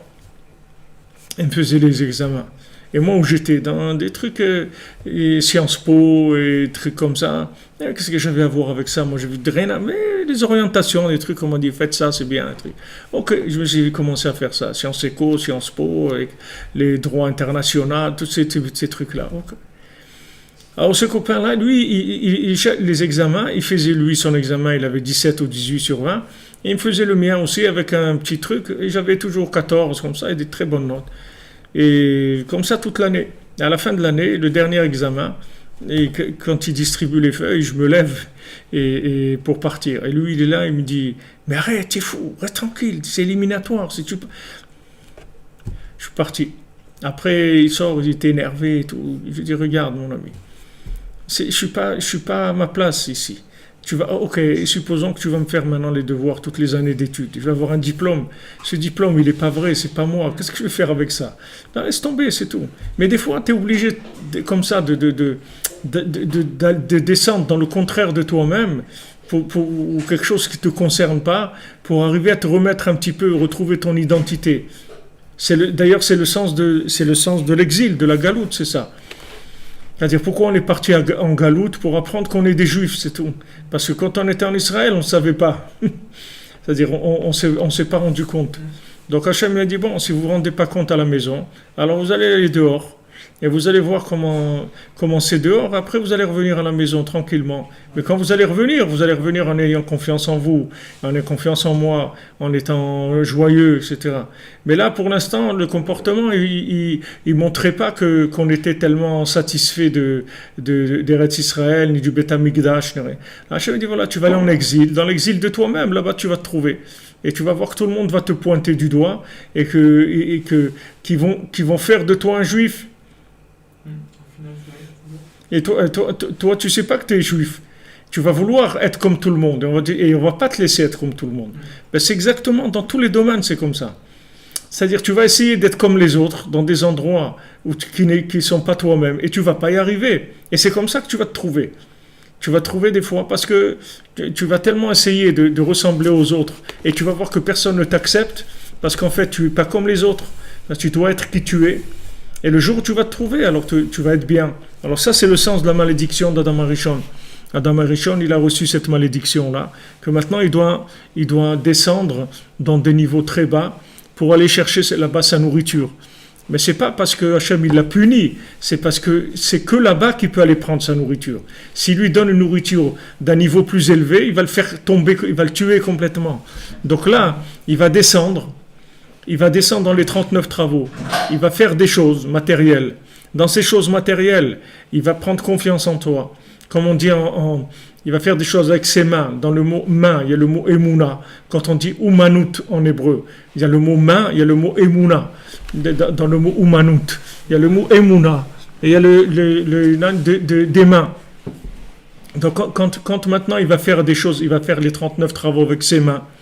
Les mains, ça va lui donner confiance en lui. Il va dire, waouh, regarde, j'ai fait une chaise, j'ai fait une table, j'ai fait un gâteau, j'ai fait un truc. Il va avoir confiance en lui. Cette confiance en lui, elle va le faire remonter jusqu'à qu'il arrive à se connecter à Hachem. Mais Hachem, il est obligé de le faire descendre là-bas pour qu'il ait confiance en lui. Parce qu'à un niveau plus élevé, c'est trop flou. Il n'arrivait pas à réaliser qu'il était capable. Mais quand il est descendu, jusqu'à qu'il a trouvé un endroit où ça lui parle. Et il dit, ah voilà, mais voilà, je suis capable, j'ai fait quelque chose. Je suis capable. Combien de gens ils disent, ouais, mais j'ai envie de faire ma vie, moi je ne veux pas dépendre des autres, je veux faire ma vie, j'ai envie d'avancer, de faire ma vie. Parce qu'il y a un besoin, l'homme, il a envie de se réaliser, il a envie de faire ce qu'il est venu faire sur Terre. C'est le but de chacun. Alors maintenant, la klala, c'est ça, mais en fait, c'est une klala. C'est-à-dire, c'est une malédiction quand tu le vois d'un côté extérieur, c'est-à-dire que tu te dis, comment quelqu'un que son père, il voulait lui donner de la richesse et tout, au lieu que ça, il est obligé de travailler à l'usine, mais il est fou, c'est dommage, mais c'est pas dommage. C'est que maintenant, il s'est mis à sa place pour pouvoir être lui-même, c'est tout. Alors que quand il était le fils à papa, il n'était pas lui-même, il n'arrivait pas. Il y a des gens pour qui ils arrivent, ils enclenchent tout de suite et il n'y a aucun problème. Et il y a des gens, ils n'arrivent pas. C'est-à-dire, il commence à délirer, à faire n'importe quoi. Alors le père, il dit, écoute, moi, je veux bien t'aider, moi, je t'aime et tout, mais je vois que je suis en train de te détruire, je suis pas en train de t'aider. Donc viens, tu vas travailler à l'usine comme les employés, et ça va t'aider. Je pense que là, ça va être mieux pour toi. C'est exactement ce qu'il a fait Hachem avec Adam Arishon. Et s'il continue à faire avec chacun d'entre nous, parce que tout ce système-là, il n'a pas changé, c'est le même. Il y a une possibilité de se connecter à un autre niveau si tu as confiance en toi. Si tu as confiance en toi, tu vas gagner beaucoup, beaucoup de temps dans la parnassa, dans tout. Tout, ça va être beaucoup plus facile. Parce que quand tu as confiance en toi, les choses, elles viennent vers toi. Tu attires les choses. Mais quand tu n'as pas confiance en toi, tu n'es pas branché. Donc, tous les éléments que tu as, ce sont des éléments étrangers, en fait. Tu brasses des éléments étrangers, puisque toi-même, tu es un étranger par rapport à toi-même. Donc, tu vas essayer si tu veux, d'exceller dans des domaines, mais c'est pas toi. Tu regardes les Juifs dans la Galoute, ils ont essayé d'exceller, parce qu'ils ont dit, puisqu'on est des étrangers, alors soyons les meilleurs parmi les étrangers. Ils ont essayé d'exceller, mais ça servait à rien. Quand il marchait, Hitler il est venu, ça servait à rien d'exceller. C'est-à-dire qu'il restera toujours un Juif, ça ne changera rien. Même s'il s'appelle Jerry Lewis ou n'importe quoi, ça ne change rien. Il restera un Juif, c'est tout. Sauf. Même s'il excelle chez le Goïm, ça ne va rien lui apporter. Alors, chacun individuellement, c'est pareil. Si tu n'es pas toi-même, même si tu te bats pour exceller dans des domaines, mais c'est étranger à toi-même, tu es un étranger, tu es en exil de toi-même, tu n'es pas toi-même. Et c'est dur, parce que tu dois te battre énormément. C'est normal, c'est étranger. Regarde ce que Hachem il a fait.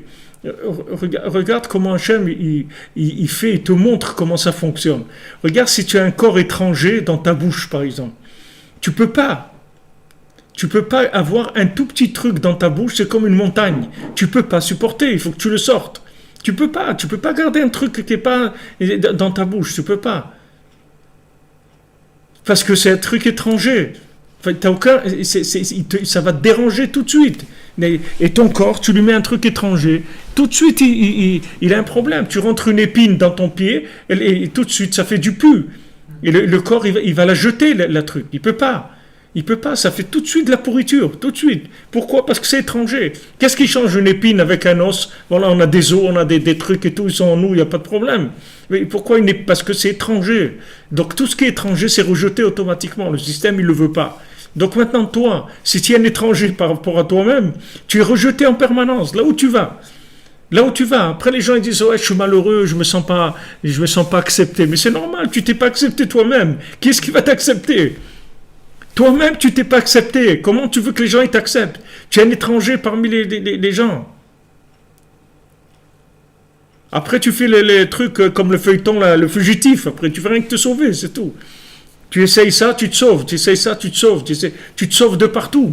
Mais c'est normal, tu peux pas être accepté. Tu t'es pas accepté toi-même. Si tu t'acceptes toi-même, tout le monde t'accepte. Non seulement tout le monde t'accepte, mais tout le monde va te servir. Tout le monde va t'aider. Va venir vers toi pour t'aider parce que tu vas devenir un centre de vie. Tu vas pas être un étranger. Tu vas être un centre de connexion pour les gens. Tu sais ce que c'est quelqu'un de connecté, de vivant. Mais c'est tellement rare aujourd'hui que les gens ils sont attirés, ils voient quelqu'un de vivant, ça leur parle, ils se disent mais c'est extraordinaire. Qu'est-ce qu'il y a d'extraordinaire? C'est rien, c'est un bonhomme, il s'est trouvé, c'est tout. Il a rien fait, il n'est pas inventé le fil à couper le beurre. C'est un homme qui s'est trouvé, c'est tout. Mais quand tu te trouves, alors tu rentres dans le système astral et naturel et tout, tu rentres dans le système en tant que personne connectée. C'est-à-dire, tu as mis la bonne pièce au bon endroit. Donc, elle travaille avec toute la machine. Toute la machine, elle travaille avec elle travaille pour elle, avec elle, etc. C'est-à-dire que tu es en harmonie avec tout le reste. Maintenant, si tu t'es pas accepté, si tu t'es pas trouvé, tu deviens anachronique par rapport à tout. Tu es un étranger dans tout. Là où tu vas te sentir étranger. Et c'est une frustration permanente, ça ne s'arrête jamais. Hein. C'est pas de... Alors, qu'est-ce qui se passe? Ça descend. Hachem, il fait descendre la personne, descendre. Elle trouve quelque chose où elle est satisfaite. Voilà, tu es content maintenant, tu as réussi. Ah bon, Hachem, tu as réussi à faire quelque chose. Tu as réussi à coudre quelque chose, à cuisiner quelque chose. Ça va, c'est bien? Ouais, c'est bien. Voilà. De ce point-là, tu vas commencer à construire. Tu vas commencer doucement. Tu vas commencer à construire jusqu'à que tu montes. Il ne faut pas t'arrêter. Il faut monter sans arrêt, jusqu'à que tu arrives aux choses plus raffinées. אז נתערבו כל המאכלים מזווית יצבון תאכל לה, בזעת אפיך תאכל לחם. Voilà, tu mangeras le pain à la sueur de ton front. עד שנתהווה הפסולת הגמור, שמן שם עשנים סרוכים שמבלבלים המוח. Jusqu'à ce qu'il y a eu le psolet gamour, c'est-à-dire les excréments mamash. C'est-à-dire que Adam Arishon, s'il n'avait pas mangé de la connaissance du bien et du mal, on n'aurait pas eu dû manger avec des excréments. Ça aurait été comme quand on était dans les terres, qu'on mangeait la manne. Il n'y avait pas d'excréments. Tout ce qu'on prenait dans la manne, c'est rien que ce qu'on avait besoin de bien. Il n'y avait aucun rejet. Tout était bien. Il n'y avait aucun problème. La nourriture, normalement, c'est comme ça. Mais maintenant, lui, le fait qu'il a mangé de la connaissance du bien et du mal, il a fait des mélanges. Ce mélange-là, il s'est mis dans toute la nourriture en général. Et maintenant, quand on mange les maassés, les khatri, là, ce qu'on est en train de manger, c'est déjà des excréments. C'est-à-dire que ça va faire des excréments dans notre corps. Et ces excréments, ils vont faire des odeurs qui montent, des vapeurs qui montent au cerveau et qui nous empêchent de voir clair. Tout simplement. Pas simple, c'est des choses qui sont très très profondes, mais les principes, ils sont simples, ils ne sont pas difficiles. Donc jusqu'à qu'il y ait eu ce psolète gamour, c'est-à-dire ces excréments qui viennent faire des vapeurs qui troublent le cerveau. C'est pour ça que tous les 39 travaux, dont on les apprend les 39 travaux, on les apprend du Mishkan, mais on apprend par exemple, vous voyez dans Shabbat, vous allez voir que les 39 travaux, on apprend avec le pain, comment on fait le pain. Alors voilà, on commence d'abord travailler la terre, après labourer, après semer, après couper et prendre trier le bon du mauvais et tout, tamiser, moudre, toutes les mélachot, vous allez apprendre de quoi, de comment on arrive à faire du pain en fait. Parce que c'est là où maintenant tout notre travail, c'est de ramener le pain à ce qu'il était avant. C'est-à-dire de ramener du pain à du pain qui est pur, du pain qui va pas nous empester le cerveau. C'est à ça qu'on veut arriver. Donc les 39 travaux, ils sont venus maintenant, on est obligé de faire des tris. Avant, il n'y avait pas ces tris-là. Les choses, elles étaient prêtes à la consommation. Ces tris, c'est comme ça qu'on va s'élever, grâce à ces tris-là. Au Beshabbat, asur shum melacha. Maintenant, Shabbat, il n'y a pas de travaux. Shabbat, on n'a pas le droit de travailler. D'accord? C'est-à-dire, Shabbat, on ne fait pas de tri. Ki Beshabbat, en berur al yede shum asiya ou melacha gashmiut. Parce que Shabbat, il n'y a aucun tri qui se fait par aucun travail. Rak hakol ole venidbarer mimela veole le shorsho le kedushat Shabbat. Tout se tri de par lui-même et monte à son origine avec la kedusha du Shabbat. Donc, ce qui se passe Shabbat, c'est comme ça que le monde aurait dû être. C'est-à-dire que quand tu manges Shabbat, il n'y a pas d'excréments dans ce que tu manges. C'est-à-dire, bon, le corps, il fonctionne ça ressemble à la semaine. Mais en fait, Rabbeinu, il dit que non, que quand tu manges Shabbat, par exemple, le foie, il se nourrit en seconde position. Dans la semaine, le foie, il mange en premier. C'est-à-dire, le foie, il prend le meilleur et il donne le reste au corps et à l'esprit. Mais le Shabbat, c'est le contraire. C'est d'abord l'esprit qui prend et le foie en second. Donc, Rabbeinu dit que la nourriture de Shabbat, c'est Kulo Kodesh. La nourriture de Shabbat, c'est que de la sainteté. C'est tout. Maintenant, s'il y a des excréments et tout, ça ne vient pas de la nourriture de Shabbat. Ça vient d'autres choses que tu as mangées avant. Mais Shabbat, il y a pas c'est comme de la manne, le manger du Shabbat. Et si maintenant tu as des excréments, ça ne vient pas du Shabbat, ça vient de toi. C'est-à-dire, ça vient que tu n'es pas rentré dans Shabbat, c'est tout. C'est-à-dire que tu as laissé une partie de toi-même à l'extérieur, et cette partie de toi-même, elle mange comme si c'était la semaine. C'est uniquement de ça, s'il y a des problèmes Parce que si tu rentres vraiment dans Shabbat, il n'y a aucun problème. Dans la nourriture de Shabbat, il n'y a rien à trier. C'est Kulo Kodesh, c'est que de la Kedusha. Rabbeinu, il a dit ça une fois à ses élèves. Il dit, prier, vous ne pouvez pas. Ah, ok. Étudier, vous ne pouvez pas. Même manger, vous ne pouvez pas. Je vous dis de manger, c'est tout, Shabbat. Avec manger, c'est tout. Ça aussi, non. Alors, c'est quoi? Il dit manger, c'est que de la kedusha. Manger, c'est-à-dire tout ce que veut manger Shabbat, ça se transforme en conseil. C'est-à-dire tu as l'esprit clair et tu vas voir ce que tu dois faire. Le Shabbat, il te donne le conseil.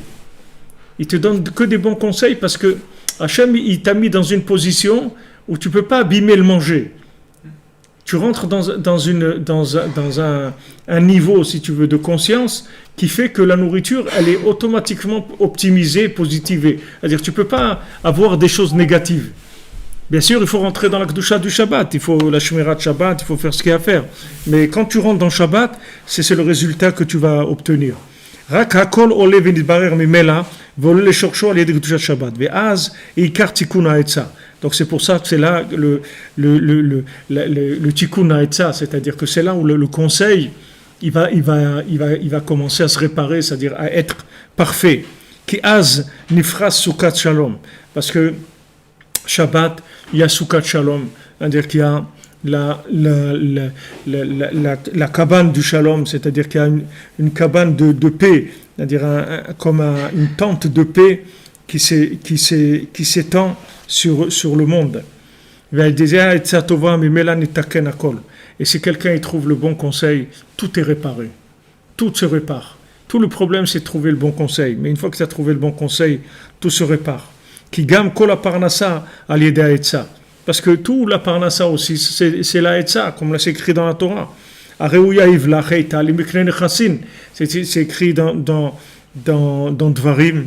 Hachem, il te donne le conseil d'acheter des biens. Qu'est-ce qui t'a dit de faire ça ou de faire ça? Hachem, il t'a envoyé le conseil. Mais le conseil de ta parnassa, tu l'as. Tout le monde l'a. Mais le problème, quand la personne elle n'est pas à sa place, donc elle peut pas trouver le conseil, puisque ça lui parle pas. C'est normal, ça lui parle pas. Tu te trouves en Chine et on t'envoie des messages en espagnol. Ben c'est sûr que tu comprends rien. C'est sûr que tu comprends rien. Alors tu trouves pas ta parnassa. Alors tu fais une parnassa d'esclave. Alors que maintenant tu pourrais avoir une super parnassa. Si tu étais à l'écoute de toi-même. Sois à l'écoute de toi-même. Après tu vas voir que les éléments qui t'amènent ta parnassa, ils sont là. Ils attendent que ça, que de venir vers toi. Seulement tu es pas à ta place. Donc les choses, elles ne peuvent pas venir vers toi. Et si c'est pas ça qui vient vers toi, c'est d'autres choses qui viennent vers toi. Tu te perds dans des trucs qui sont pas toi-même. Tu perds dans des trucs qui sont pas toi-même. C'est dommage. Et même des gens à l'extérieur, des gens qui t'aiment, ils peuvent voir que tu es pas à ta place. Des gens qui t'aiment vraiment et te disent regarde, c'est dommage. C'est pas ça que tu dois faire. C'est dommage que tu fais ça parce que c'est pas ta place. Tu es pas à ta place. Alors tu n'es pas à ta place, c'est ça le écart de la malédiction. Après, toutes les malédictions viennent de ça. C'est pas c'est pas qu'il y a des malédictions, il n'y a aucune malédiction.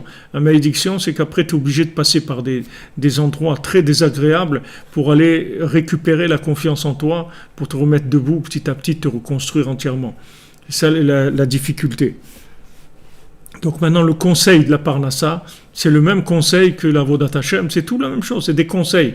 Des conseils, ça veut dire c'est des chemins de réussite de ton âme et avec tout ce qu'elle a besoin, puisque la Parnassa c'est pour l'âme, c'est pas que pour le corps. Parnassa c'est pour l'âme aussi, c'est pas que pour le corps. Tzadik ochel isbo nafsho, le tzadik il mange pour son âme, pas pour son corps. Nous on mange pour l'âme et le corps, mais le tzadik il mange que pour l'âme. Ça veut dire qu'il y a une nourriture qui est pour l'âme, c'est-à-dire dans ce qu'on mange, ça va à l'esprit aussi, ça va pas rien que le corps. Au bifrat be'avodat Hashem. Alors, particulièrement, tu vas trouver des conseils pour servir Hachem. Chez Kol Tikkun Ha'etza Nimshach Mi Shabbat, que tous les conseils pour faire Avodat Hashem, ils viennent du Shabbat. Ve'ikar Tikkun Ha'etza Machmat She'azu Prinat Shlemut Torah Shebichtav Alider Torah Shebe'al Peh. Et tout maintenant le fait que le conseil, il devient complet, parfait, le Shabbat, parce que le Shabbat, il va y avoir une union parfaite entre la Torah orale et la Torah écrite.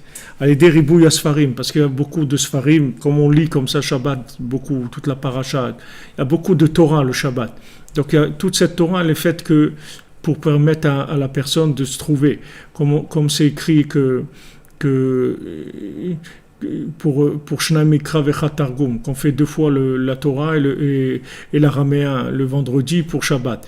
Alors c'est écrit dans la Torah, dans la halacha, c'est écrit Leolam Yashlim Adam Parashiotav Imatzibur.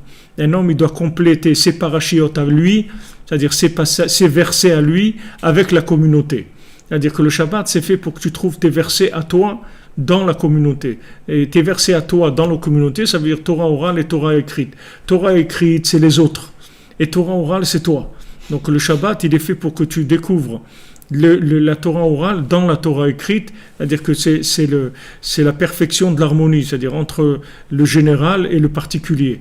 C'est-à-dire que tu arrives à être à ta place parmi tout le monde. Tu es accepté par tout le monde, tu acceptes tout le monde, tu es toi-même, et tu comprends dans le texte ce qui te concerne à toi, c'est tout. Et chacun, il trouve ce qui le concerne à lui.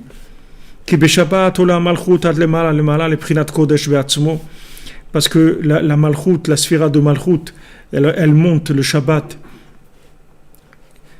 Et comme c'est écrit, vous garderez le Shabbat parce qu'il est saint. Aval beyom tov vurak prinat mikra kodesh. Mais le Yom Tov, c'est pas un jour saint. C'est un jour où on appelle le Kodesh. C'est-à-dire on se trouve dans ce monde-là, qui est de la semaine, et on fait descendre le Kodesh. On appelle le Kodesh. Comme voir, tout ce qu'il dit là, c'est les kavanot du Harizal, c'est la Kabbalah. Et il y a un ifresh ben Shabbat et Yom Tov, la différence qu'il y a entre Shabbat et Yom Tov. Qui malchut iprinat Torah shebe'alpe, parce que la malchut, c'est-à-dire le lien du pouvoir, le lien de la réalisation des choses, c'est la Torah orale. C'est comme ça qu'on réalise quand on a l'oral, quand on a le conseil. Comme on dit dans Tikkun Zohar, et quand on dit ça dans Patach Eliyahu, le matin, dans la pticha de Eliyahu, on dit ça. Malchut pe, ve Torah shebe'al pe karin le. Malchut pe, c'est-à-dire le pouvoir de la bouche, c'est la Torah orale qu'on appelle Torah orale. Maintenant, la Torah orale, qui est lunaire, qui est le côté féminin, le Shabbat, il monte jusqu'à la Chokhmah, jusqu'au summum du masculin, c'est-à-dire jusqu'au summum du soleil. La lune, elle monte le Shabbat. Et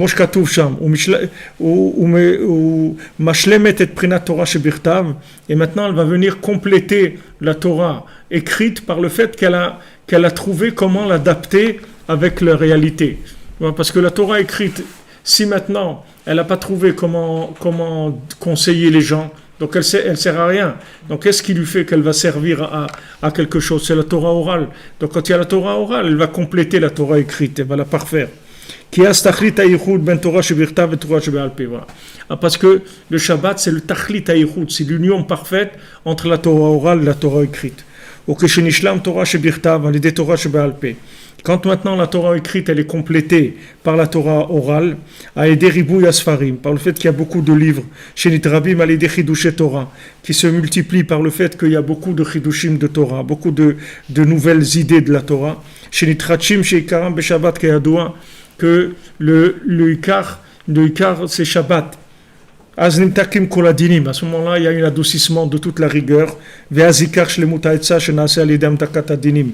moment-là, on arrive au conseil parfait qui vient justement de l'adoucissement de la rigueur. Donc, par exemple, quand on fait 2 pains Shabbat, lechem Mishneh Torah. Mishneh Torah, ça veut dire que maintenant, quand tu prends le Sefer Dvarim, par exemple, il s'appelle Mishneh Torah. Pourquoi il s'appelle Mishneh Torah? Parce qu'il répète tout ce qu'il y avait avant. Donc on l'appelle Mishneh Torah. Mais il ne le répète pas comme c'était écrit avant. Il le répète dans un langage très, très communicatif, tu vois. C'est-à-dire c'est Moshe Rabbeinu qui raconte. Il dit ouais, vous avez fait ça et tout. C'est plus écrit. On a fait ça. C'est Moshe Rabbeinu qui vient, qui te parle. Il te dit ah ouais, dans le désert là-bas, vous avez fait ça et mais c'est pas la même chose. C'est en Torah orale, c'est raconté maintenant. C'est-à-dire c'est quelque chose, il te raconte ta vie. Alors qu'avant tu as vécu la chose, mais tu savais pas que c'était ta vie. Maintenant lui te raconte ta vie.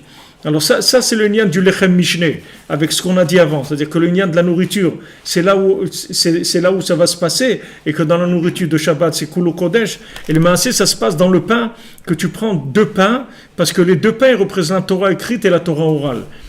Et c'est-à-dire que tu vas arriver en faisant motzi 3 fois le Shabbat, donc en tout tu as utilisé 6 pains. Ces 6 pains, ils vont te permettre de trouver des conseils pendant les 6 jours de la semaine. C'est-à-dire que ces 6 pains-là, ils vont alimenter chacun un jour de la semaine.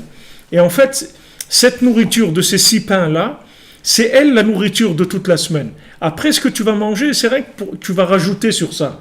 Mais la base de ta nourriture de toute la semaine, c'est le Shabbat. Quand tu manges, tu fais les 3 repas Shabbat, ces 3 repas-là, ça te fait la première couche, si tu veux, de nourriture pour toute la semaine. Et donc après, tu as déjà une base qui est kadosh. Tu as une base qui est saine et sainte. C'est-à-dire que ton esprit, il est déjà alimenté par de la sainteté. Après, ce que tu vas ajouter, même si c'est un peu mélangé avec un peu droite-gauche, mais ça ne va pas t'abîmer. Parce que la base de la nourriture, elle vient du pain que tu as mangé Shabbat, pour toute la semaine. Rabbeinu, il dit que le Shabbat lui-même, on n'aurait pas besoin de manger. Parce que Béhémet, il y a une telle révélation au Shabbat que tu peux rester sans manger. Mais pourquoi on mange Shabbat? C'est pour la semaine, c'est pas pour le Shabbat. C'est pour que la semaine soit connectée avec le Shabbat. C'est pour ça qu'on mange Shabbat. Donc quand tu manges le pain Shabbat, en fait, tu t'habitues à trouver des conseils dans les 6 jours de la semaine. C'est-à-dire, tu prends les outils qu'il faut pour trouver des conseils dans la semaine, comment te rapprocher d'Hachem, comment gagner ta parnassa, tout ça, ça vient de la nourriture de Shabbat. C'est-à-dire que selon comment tu manges Shabbat, et bien sûr comment tu gardes Shabbat aussi. Tu ne connais pas les halachot de Shabbat et tout, tu ne peux pas rentrer dans Shabbat, tu fais des courts-circuits. Mais si tu connais les halachot de Shabbat, tu respectes bien le Shabbat, tu fais shmirat Shabbat. Alors, tu as Shamor Vezachor. Shamor et Zachor, c'est les 2 pains de Shabbat. Shamor, c'est Malchut, et Zachor, c'est Chokhmah. C'est-à-dire que tu les unis, les deux. C'est les 2 pains que tu vas manger dans Shabbat. Que maintenant, ce lien de doubler, c'est Torah orale, Torah écrite. Que après, tout ce qui est écrit, tu vas trouver, ça va te parler. Tu vas trouver quelque chose de concret à faire avec ça. Ça va te parler, tu sauras faire ça oui, ça non. Dans la semaine, tu sauras t'orienter. Tandis que sinon, tu vas travailler dans l'interactif du relatif. Et là, tu peux te planter. Après, c'est n'importe quoi. Parce que quand tu commences à analyser les choses avec elles-mêmes, c'est n'importe quoi. Il faut que tu aies un lien avec quelque chose d'absolu, le relatif, qui communique tout le temps entre eux. À ce moment-là, tu trouves les bons conseils. Bezrat Hashem, Shabbat Shalom. Que des bonnes choses, que des bonnes nouvelles pour tous, pour toutes. Merci d'être là. Merci d'être là, d'être présent. Au prochain, voilà, 74 personnes qui étaient là avec nous, 77, pardon, qui étaient là. Chazak, Shabbat Shalom, et ça soit Shabbat Mevorach, Amen, Bezrat.